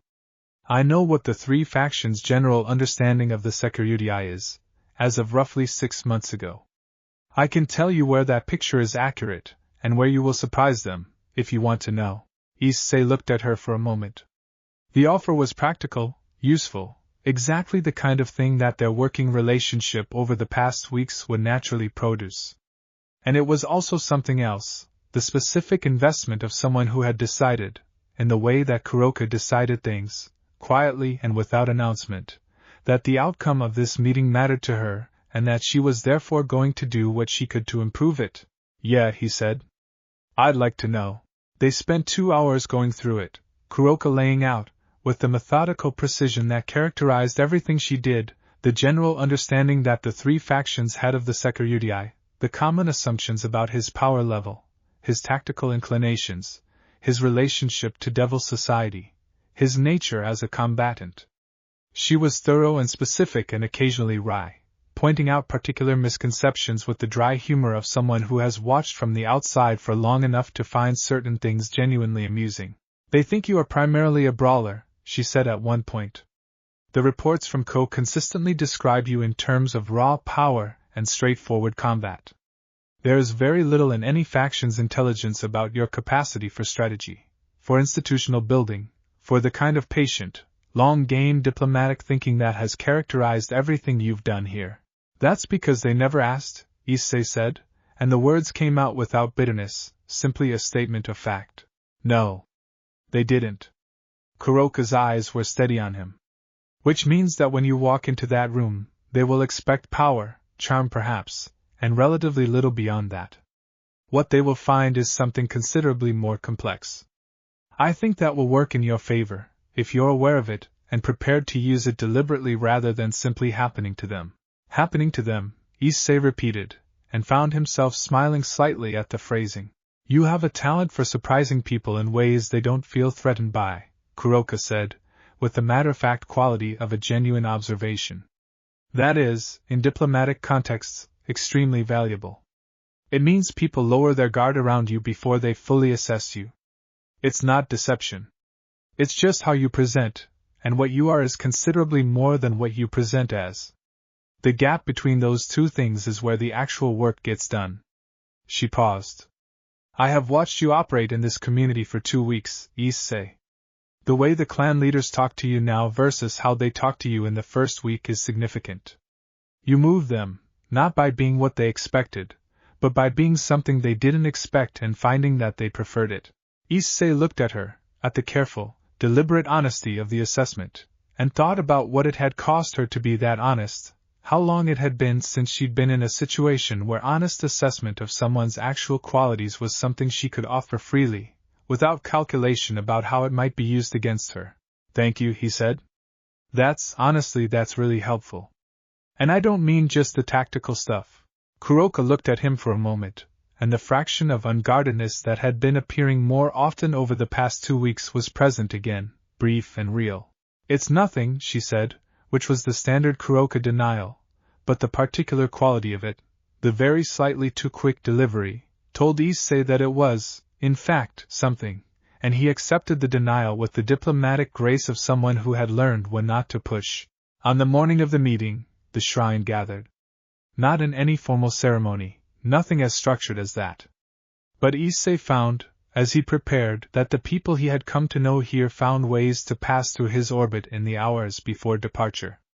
Shinra reviewed final preparations with him over breakfast, quiet and thorough.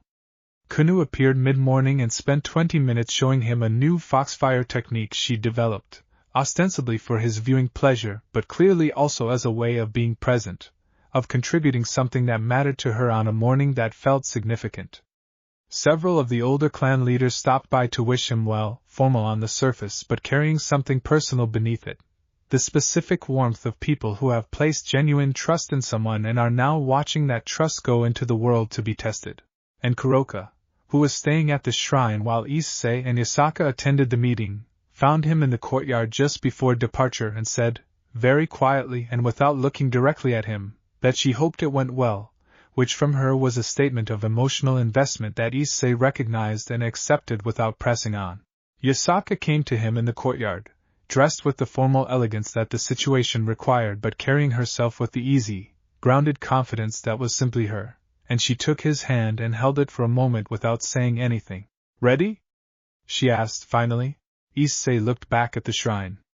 At Kunu waving from the gate, at Shinra's composed, steady presence, at the glimpse of silver hair at the edge of the courtyard where Kuroka was watching with studied casualness.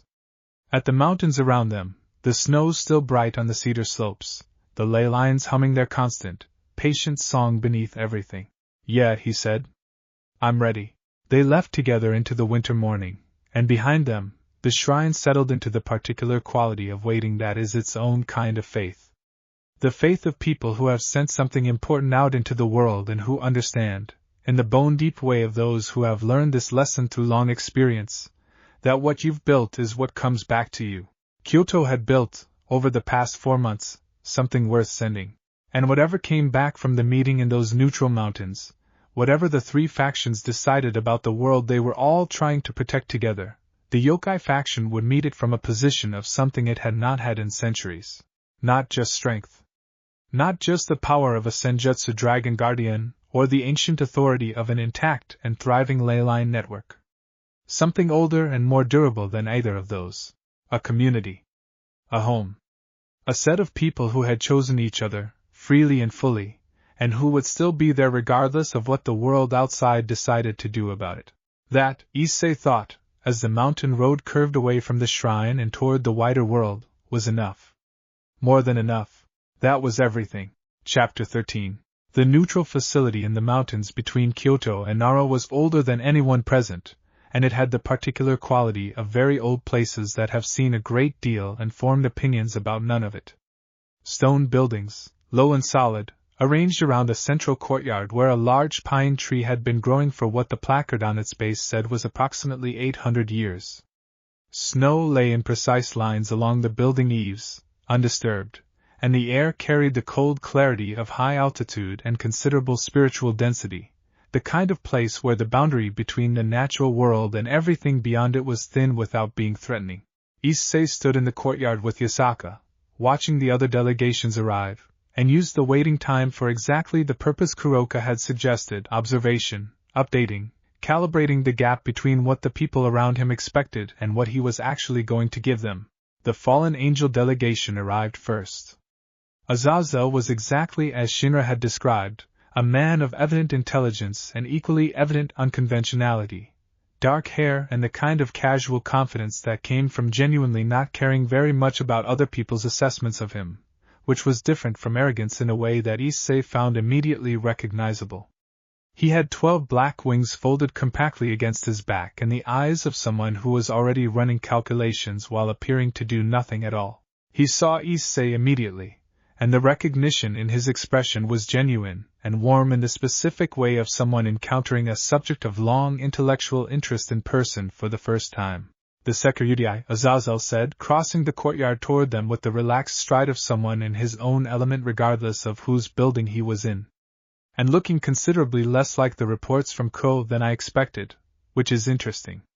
He extended a hand, which was itself an informality that the formal diplomatic context didn't strictly call for. "Azazel. Fallen Angel Governor General. I have extremely extensive files on Drake and find your current situation genuinely fascinating, if you're willing to talk about it later." "Issei Hyoudou," Issei said, shaking the offered hand. "Guardian of Kyoto's territory. And yeah, I'm happy to talk about it. There's a lot of it I find pretty fascinating too, honestly." Azazel's grin was quick and genuine. "Good. I was worried you'd be more formal." He turned to Yasaka with the appropriate courtesy shift of someone who knows when to modulate. "Lady Yasaka? It's an honor. The Yokai faction has been notably absent from regional consultations for some time. I'm glad that's changing." "As are we," Yasaka said, with the warm steadiness that characterized her in these contexts. "Thank you for responding quickly. The matter we wish to discuss is somewhat time-sensitive, so I gathered from the request. We'll get there." Azazel glanced back at Issei with an expression of continued interest. "The Senjutsu Dragon business is genuinely unprecedented, by the way. I've been reviewing everything we have on leyline bonding in this region, and there's nothing that comes close to what you apparently did in one ritual. Drake isn't there agreeing with me right now, I can feel it." "I am not agreeing with you in any meaningful sense," Drake said, from the back of Issei's awareness, though with the unmistakable quality of someone who is, in fact, somewhat pleased to be acknowledged. "But your data on leyline bonding is more complete than most. I will grant you that." "He says your data is good," Issei said, which made Azazel look delighted in a way that suggested this was exactly the confirmation he'd been hoping for. The Devil delegation arrived next, Sona at its head with 2 senior advisors, and behind her, to Issei's mild surprise, a second delegation that turned out to be a representative from one of the older Great Devil families, a woman named Venelana Gremory. Issei absorbed that without visible reaction, the way he had learned to absorb things that required a response calculated rather than immediate. Venelana Gremory. Rias's mother. He had met her twice, briefly, in Kuoh, formal occasions where he had been very much a peripheral presence.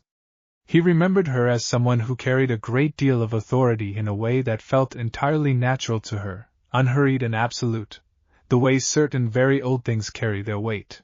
She noticed him immediately, and whatever her expression did in that moment was so precisely controlled that it conveyed almost nothing, which was itself, Issei thought, a kind of information. Sona caught his eye across the courtyard and gave him, briefly, the faintest nod that managed to communicate both "you are all right" and "this was unavoidable, and I thought you should have some warning but there wasn't a good way to give it," all in a single fractional movement. Issei appreciated the effort and returned the nod with one of his own that he hoped communicated understood, and it's fine. The angel delegation came last, 2 representatives in formal attire who managed the difficult feat of being simultaneously present, and entirely uninflected, like very polished furniture that had opinions about the dignity of proceedings. They bowed with precise formality and took their positions at the meeting table with the efficiency of people who have attended a great many of these and intend to get through this one as well as all the others. The meeting room was long, stone-floored, with windows looking out on the snow-covered courtyard and the ancient pine. The delegations arranged themselves with the choreography of people who have done this before, seats assigned by protocol, Yasaka and Issei opposite the center of the table with the three factions delegations arranged across from them.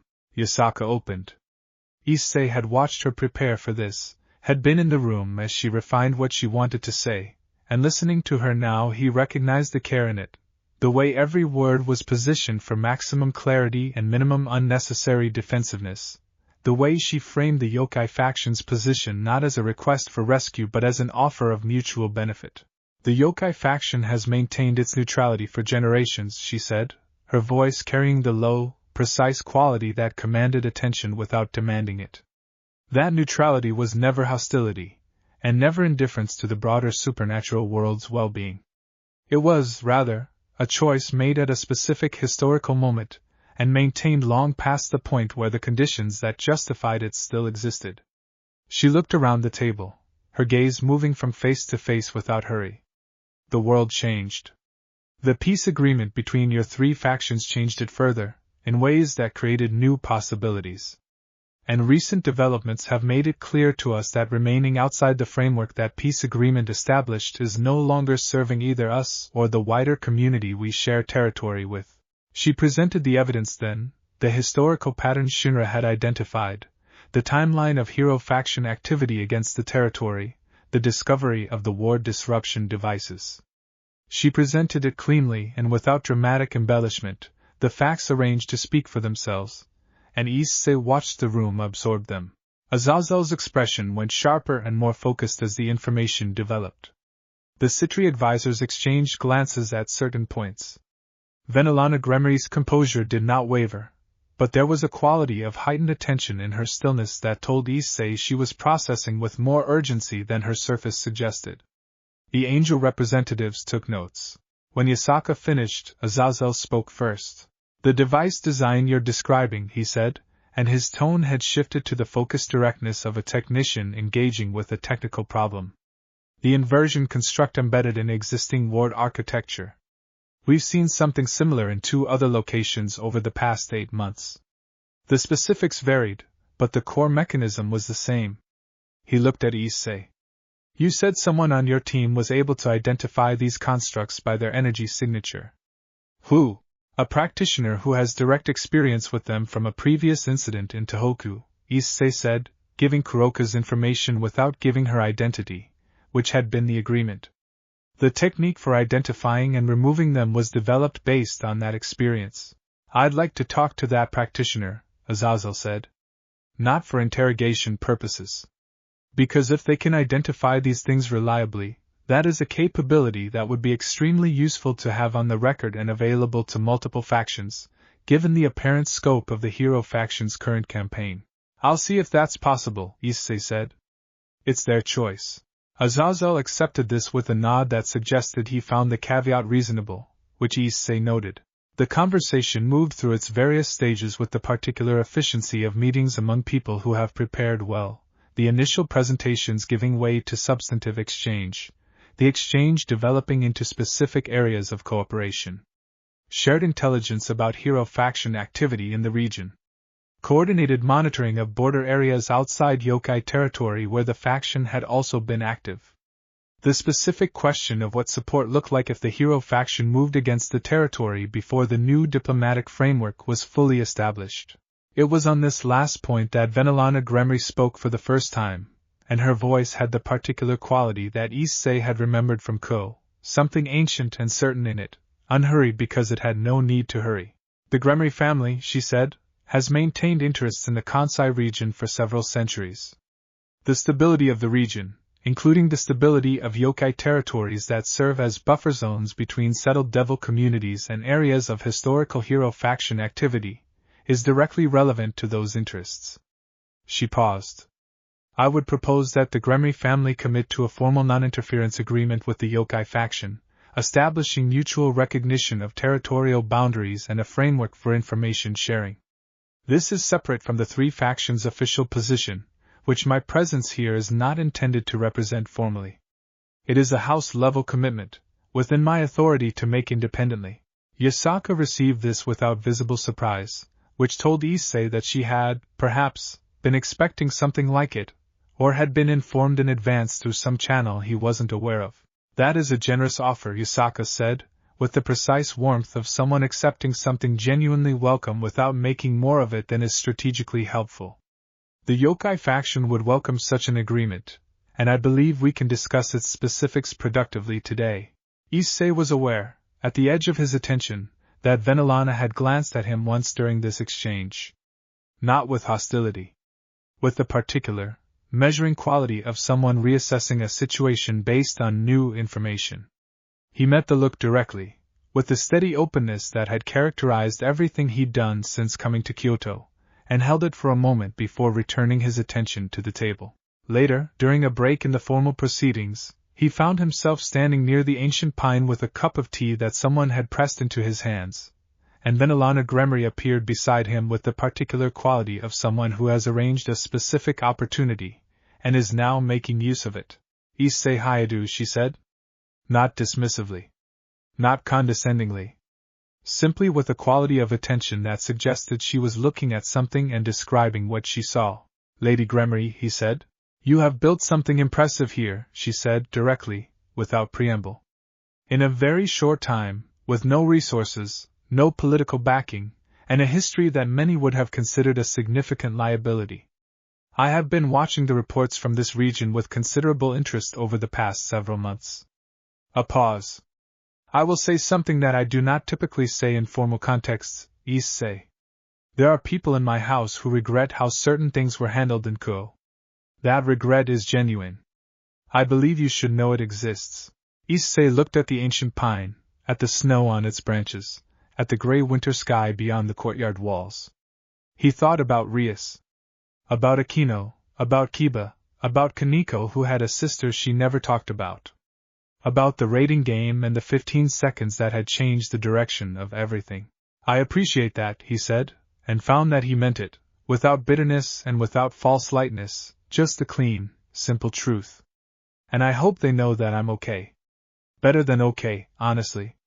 He glanced at Yasaka, visible through the meeting room window, engaged in quiet conversation with Sona's advisors, her 9 tails still and her expression warm. I found what I was supposed to be doing, I think. It took a wrong turn to get here, but I got here. Venelana followed his glance, and her expression shifted into something that Issei was not sure he had ever seen on her face before. Something quieter and more personal than the composed authority she carried in formal contexts. She is an extraordinary woman, Venelana said. I have known of Yasaka for many years. She is perhaps the most patient leader in the supernatural world, and one of the most genuinely principled. You have. A pause. Chosen well, Issei. Yeah, Issei agreed. I know. When the meeting ended, several hours later, the agreements reached fell short of a formal alliance, but amounted to something arguably more durable. A shared intelligence framework. Coordinated monitoring. A commitment to mutual notification in the event of hero faction escalation against any signatory's territory. The Gremory House's bilateral agreement. And perhaps most significantly, the simple fact of the meeting itself, which had been attended voluntarily by all parties and which had proceeded with a genuine cooperative quality that set a precedent for what continued engagement might look like. Issei sat in the carriage on the way back to Kyoto, Yasaka beside him, the winter evening settling dark and starry over the mountains. It went well, he said. It went very well. Yasaka rested her head against his shoulder, a gesture that was theirs and had been theirs for months now, comfortable and natural. Azazel is going to be useful. I suspect his curiosity is his most reliable quality, and it appears to extend to anything that is genuinely new, which we qualify as. He really wants to talk about the Senjutsu Dragon thing, Issei said. I think he's going to want to do tests. Are you bothered by that? No, actually. If he can figure out more about what exactly happened, what this form actually is, what it can do, that's useful to us too. He paused. Then Alana Gremory talked to me. Outside. Yasaka lifted her head slightly. I saw. What did she say? He told her, and she listened, and when he was done she was quiet for a moment, her expression something he couldn't quite read in the carriage's dim interior, complex and still. Are you all right? She asked finally. Yeah. He considered it properly. Yeah, I really am. It's like, I know those people. I lived with them for 2 years. And hearing that there's regret somewhere in there, that's, I don't know, it's not nothing. But it's not the thing that matters most. He turned to look at her, and even in the low light, her expression was clear to him in the way that people become clear to you when you have paid them enough attention for long enough. You're the thing that matters most. You and Kuoh, and the shrine, and Kuroka being there when we get back, and the ley lines, and all of it. That's the thing that matters. The rest it's just the rest. Yasaka looked at him for a long moment, and then she did something she did rarely in public but that she did sometimes, when they were alone and the feeling was too complete to contain. She leaned up and pressed her forehead against his temple, the gesture gentle and absolute, and held it there for a moment in the quiet of the moving carriage. Yes, she said softly. It is. They arrived back at the shrine as the last light faded from the sky, and the gate was warm and bright, and Kuoh was waiting just inside it with her tails wrapped around herself against the cold and her eyes very bright, and behind her, at a slightly greater distance with the deliberate casual posture of someone who has definitely not been watching for the carriage for the past 20 minutes, was Kuroka. Well? Kuoh demanded, as soon as the carriage had stopped. Well, Issei said, stepping out into the cold and the warmth of the light simultaneously, the ley lines humming a welcome beneath his feet. It went well.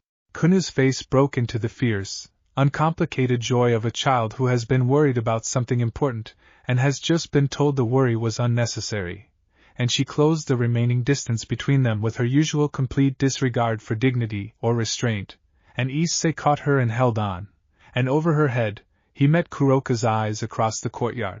She gave him a single nod, small and precise and carrying everything she didn't say out loud, and he nodded back, and that was enough, and the shrine gates closed behind them, and the territory settled into the quiet, patient warmth of a winter night that was also, in every way that mattered, home.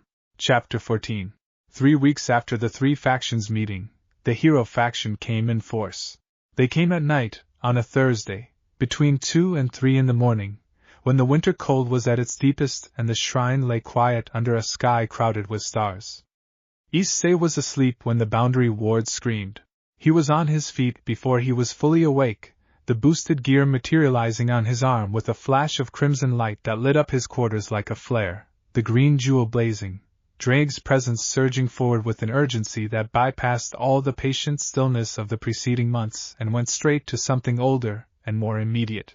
Eastern and northern boundaries simultaneously, partner. Multiple incursion points.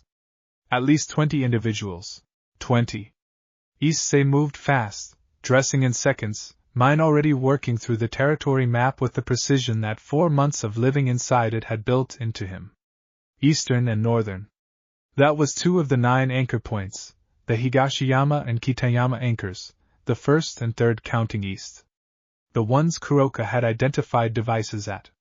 Which meant the devices they had found and removed were not the only ones. There were more, placed at the 2 anchor points they had cleared, or at least replaced there after the clearing, and the hero faction had activated them simultaneously, creating a coordinated breach at 2 points in the ward's lattice. He was already running. He felt Yasaka wake through the ley lines, her spiritual presence flaring to life from the drowsy warmth of sleep into the sharp, focused readiness of a 9-tailed fox whose territory was under attack. He felt Kuroka, smaller in his awareness because she was not bonded to the ley lines but present nonetheless, her senjutsu energy igniting with the swift, precise quality of someone who sleeps lightly by long necessity, and is already moving. Issei. Kuroka appeared at his side in the main corridor, dressed in what he now recognized as her combat kimono, black and close-fitted, 2 tails arched outward, amber gold eyes sharp and absolutely clear. She had a tanto at her hip and 3 ofuta visible in her right hand, prepared before she'd even fully woken, which was its own kind of statement about how she'd spent the past several years. Eastern breach? Eastern and Northern both. 20+ individuals. They had more devices than we found. Her expression shifted, a flash of something that was not quite anger and not quite guilt but contained elements of both, and he saw the specific quality of someone who has prepared for something and still finds that the preparation wasn't enough. I should have gone back and checked. We didn't have time, we made the right call, and this is not the moment, Issei said, and his voice was calm in the way that the leylines had made him calm, the deep earth patience of it running through him even now. Northern breach first. It's wider. The Kitayama anchor has been compromised longer. Can you handle the eastern approach while I seal the northern gap? Kuroka looked at him for exactly 1 second. Yes. Yasaka is already moving toward the shrine's main defensive position. Shinra should be waking the community. The older guardians know the protocol. He was already turning. Kuroka. Don't take 20 by yourself. I won't take 20, she said, already moving in the opposite direction, but I can slow 20 quite significantly. He ran. The northern edge of the territory was a 20-minute walk in daylight. He covered it in 3 minutes, the ley lines carrying him faster than his legs alone could manage, the bond translating into something like will made manifest in the landscape itself, the mountain cooperating with his transit in a way that felt less like running and more like being moved forward by the world's own intention. The Kitayama anchor point was in crisis when he arrived. He felt it before he saw it, the clean hum of the anchor replaced by a jagged, discordant vibration, the anti-senjutsu construct still embedded in it, and now fully activated, leaching energy from the anchor and creating a gap in the ward's lattice above that point that was large enough, Issei estimated in a fraction of a second, to walk a small army through. A dozen figures were already through it, fanning out through the trees in the pre-dawn dark, some carrying weapons that glowed with cold holy light, others moving with the deliberate, formation-trained efficiency of people who had done this before in Tohoku and other places and knew exactly how it was supposed to go. Issei arrived among them like a stone into water. He did not use the boosted gear's raw power immediately. He was learning, still, what the combination of draconic force and senjutsu harmony actually meant in practice, and what he had found over the past months was that when the two were held in proper balance, the result was something neither purely forceful nor purely harmonizing, but precise. Exactly targeted. The minimum force required for the maximum effect, applied with the accuracy of someone who could feel the territory's energy flowing through everything in it, including the people who were not supposed to be there. The first 2 hero faction members went down without knowing he was there, the ley lines briefly, precisely withdrawing their support from the specific patch of ground beneath each person's feet in a way that translated, at human scale, to a loss of footing so complete and so sudden that they were unconscious before they hit the ground. The third spun and brought up a holy light spear, and Issei caught it on the back of the boosted gear's gauntlet, the scales flaring crimson gold, and redirected it with a precision that put the spearhead 6 inches into the earth beside its wielder's foot rather than through it. Boost, the gauntlet said, and the familiar surge ran through him, doubling his speed and the precision of his sense of the territory around him. He moved through them. Not a brawl, not the kind of thing he would have done a year ago, just power and momentum and hoping for the best. This was something that had a shape to it, that had direction and economy, the fighting style of someone who knows the terrain intimately and has the ability to make the terrain work with them. 4 more down, 5. A woman with a sword of pale fire came at him from the left, and he sidestepped with a fraction of a second to spare, the holy light singing past his ear close enough to feel, and answered with a burst of gold and crimson light from his left palm that was not the raw blast it would have been a year ago, but a focused, contained pulse that specifically targeted the weapon rather than the wielder, shattering the holy light blade without injuring the hand that held it. The remaining figures regrouped, pulling back, reassessing. Issei stood in the gap between them and the anchor point, the boosted gears jewel blazing, the ley lines flowing through him and around him in a way that he could feel had shifted, the anchor point behind him strengthening, the anti-senjutsu constructs still embedded in it beginning to unravel, dissolving against the power he was channeling into the anchor through the bond. I'm going to say this once, he said, and his voice in the pre-dawn dark carried a quality he hadn't heard in it before, something that was not threat exactly but was the kind of certainty that precedes threat the way a change in air pressure precedes a storm. This is protected territory. You are trespassing. Whatever you were planning to accomplish tonight is not going to happen. Leave now and nobody gets seriously hurt. Stay and find out what this place can actually do. The group's apparent leader, a tall figure with a long coat and the particular bearing of someone who has cultivated menace as a professional habit, looked at him with the calculating assessment of a tactician doing rapid math on a changed situation. The Sekyuryai, the figure said, and the way he said it told Issei everything about how the hero faction had been briefed on who they were dealing with. The tone was confident, the kind of confidence that came from reports that described a former Devil Peerage member of significant but conventional power. The tone of someone who thought they knew what they were dealing with. Drake stirred in Issei's awareness, and what came from him was not quite amusement but was close enough to it to be recognizable. Tell him what we are, partner, Drake said. And then show him, if he does not believe it. The leader made a signal, subtle, practiced. Two flanking figures raised weapons, not holy blades, but something different, devices that Issei recognized with a cold shot of recognition as designed to interfere with sacred gear function, suppressor technology he'd seen mentioned in Shinra's records of previous hero faction operations. He let the flankers activate their devices. And then, because this was the moment that mattered and because the best explanations are the ones that don't require words, he let the leylines speak through him properly for the first time in combat, not the focused precision he'd been using for the minor opponents but the full, connected weight of a territory that had been sleeping for too long and was now very much awake. The ground lit up. Not destructively, not with the kind of force that breaks things. With the slow, golden-green radiance of something vast and patient choosing to make itself visible. Every tree in the clearing pulsed with it. The snow on the ground caught the light and threw it back doubled. And the 9 anchor points of the boundary ward, all of them simultaneously, blazed with such intensity that Issei could feel it from here, a ring of light visible, he suspected, from the city below. The sacred gear suppressors sputtered and died. The devices had been designed to work against draconic energy and the specific frequency of the boosted gear's power. They had not been designed for leyline energy of this magnitude, because nobody had believed that a Sekyuryai could carry both simultaneously, because nobody had believed this combination was possible, because it hadn't been, until it was. We are the Senjutsu Dragon Emperor, Issei said, and the phrase was new, had not existed in this form before this moment, but it was accurate, and the leader's expression, in the light of the blazing territory, told him everything about how accurately it had landed. And this territory is under our protection. Everything after this moment gets considerably more difficult for you. So I'm going to give you the choice one more time. 3 seconds passed. Then the leader made a different signal, and the remaining figures began to withdraw, carefully, without turning their backs, the professional caution of people who had significantly updated their assessment, and were now prioritizing information extraction over objective completion. They had come to breach and to probe. They were leaving with data they hadn't expected and an objective they had not achieved.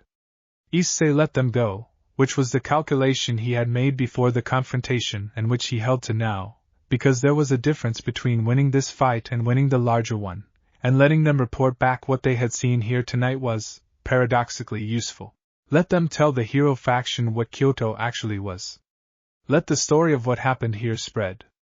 Let the calculus of attack and cost change in exactly the way it needed to change. He sealed the northern breach as they withdrew, channeling energy into the Kitayama anchor point until the anti-senjutsu constructs dissolved entirely and the ward's lattice snapped back into place above it, stronger than it had been before the night began. Then he extended his awareness toward the eastern breach point and found Kuroka there, the situation well in hand, her senjutsu energy moving through the trees in precise, controlled patterns that had, by his count, already incapacitated or redirected the better part of the opposing force, several of whom were suspended in complicated bindings of spiritual energy, and looking extremely unhappy about it. Eastern breach? He said, arriving at a run to find Kuroka standing in the center of a small chaos of bound and dazed figures with an expression of complete professional calm. Sealed, she said, and the word carried the specific satisfaction of someone who has done precisely what they set out to do and found the execution adequate.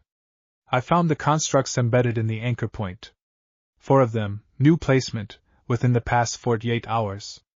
I removed them and the breach closed. She looked at the bound figures around her. What do you want to do with these?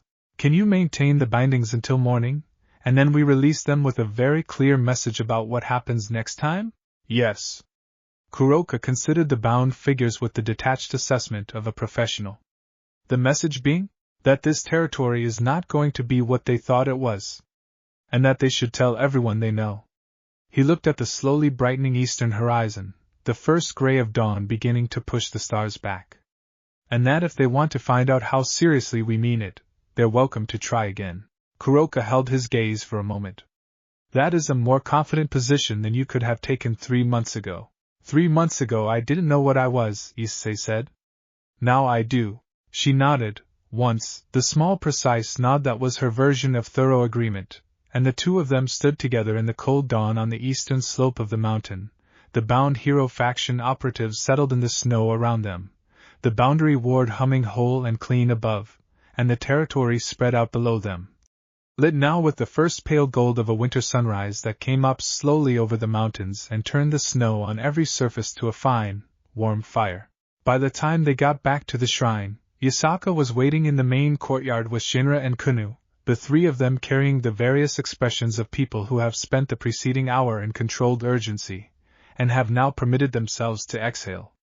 Kunu saw them coming through the gate, and was moving before they'd taken 3 steps into the courtyard, and then she was between them, one arm around each of their waists, and for a moment neither Issei nor Kuroka said anything, both of them dealing, quietly, with the particular aftermath of a fight that had gone exactly the way it needed to. Yasaka came forward more slowly, her 9 tails settling around her in the quiet way they did when she was managing something large but not letting it manage her, and she looked at Issei for a long moment with the specific, unguarded version of her expression that he had come to understand was reserved for him. Well? She said. Both breaches sealed, he said. 14 operatives bound and held on the eastern slope, to be released with a message in the morning.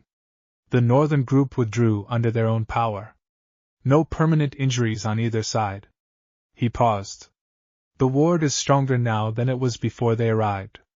The anchor points they tried to use against us ended up being the points we reinforced the most thoroughly. Something moved across Yasaka's expression, profound and unhurried, and she stepped forward and put her arms around him, which she did not typically do in the courtyard where everyone could see, and she held on, and he held on, and around them the morning continued to arrive, pale gold and very cold, and very still. The message you'll send with the operatives, Shinra said, after a respectful moment, in the tone of someone returning to practical matters because practical matters must be returned to. What will it say? Issei and Yasaka separated, and Issei thought about it for a moment, about what message would actually matter, what words the hero faction would actually hear and respond to and carry back to wherever the decision to come here tonight had been made. Something like this, he said. Kyoto's territory is protected. Its guardian will not be removed, its leylines will not be disrupted, and its people will not be scattered. Any future attempt to test this will be met with the full force of an alliance that now includes the 3 factions and continues to grow. The Yokai faction is no longer isolated. The calculus of attacking it has permanently changed. And whoever made the decision to attempt this place should know that the resources spent tonight were wasted, and that further resources spent in the same direction will be wasted in the same way. If the hero faction has legitimate grievances with the supernatural world, the Yokai faction is willing to discuss them through proper channels, as it has demonstrated its willingness to do with others. But it will not be moved by force. Not from this mountain, not by this organization, not now and not ever. The courtyard was quiet when he finished. Kuna's eyes were very bright. Shinra's expression had the particular quality of someone who has just heard exactly what they would have said, if they had been better at saying it. And Kuroka, standing slightly apart as she tended to do, was watching him with the expression she rarely showed, the one that was not guarded and not calculating but simply present, simply real. That's good, Yasaka said quietly. That's exactly right. I had help figuring out what to say, Issei said, and he meant it.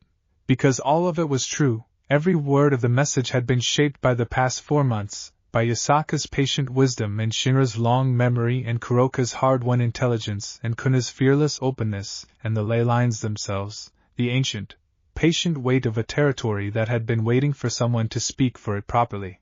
He had simply been the one standing there when the moment arrived. The morning came fully while they stood in the courtyard, the sun clearing the eastern ridge and spilling winter gold across the shrine roofs, the snow, the ancient pine in the meditation garden, the faces of the people who had gathered here from so many different directions and found, against most reasonable expectation, that they fit together. Kuno had not released either Issei or Kuroka during this conversation, which Issei had noticed with the quiet, warm amusement of someone watching something happen that has been building for weeks, and which Kuroka had apparently decided not to comment on, a decision that was, given the set of her expression and the very slight relaxation of her shoulders, something considerably larger and more significant than simply not commenting. Breakfast, Shinra said. Before anything else is decided or communicated, breakfast is required. I believe this goes without argument. No arguments, Issei confirmed. None, Kuroka said, and the single word, small and certain, landed in the courtyard with the weight of something that had decided where it was, and intended to stay. They went inside together, out of the cold and into the warmth of the shrine, and the ley lines beneath the mountain held the memory of the night's events the way old stone holds warmth, steady and patient and undiminished, the record of a territory that had been tested and had answered the testing with everything it had. It had been enough. It had been, in the end, exactly enough. And as the winter sun climbed over the mountains and the snow began, in the warmth of the morning light, to melt at its edges, the boundary wards of Kyoto's territory hummed their ancient, steady song, full and unbroken, carrying within their lattice the specific quality of a thing that knows its own strength and has stopped needing to wonder whether it will be enough when the moment comes. It knows. It will be.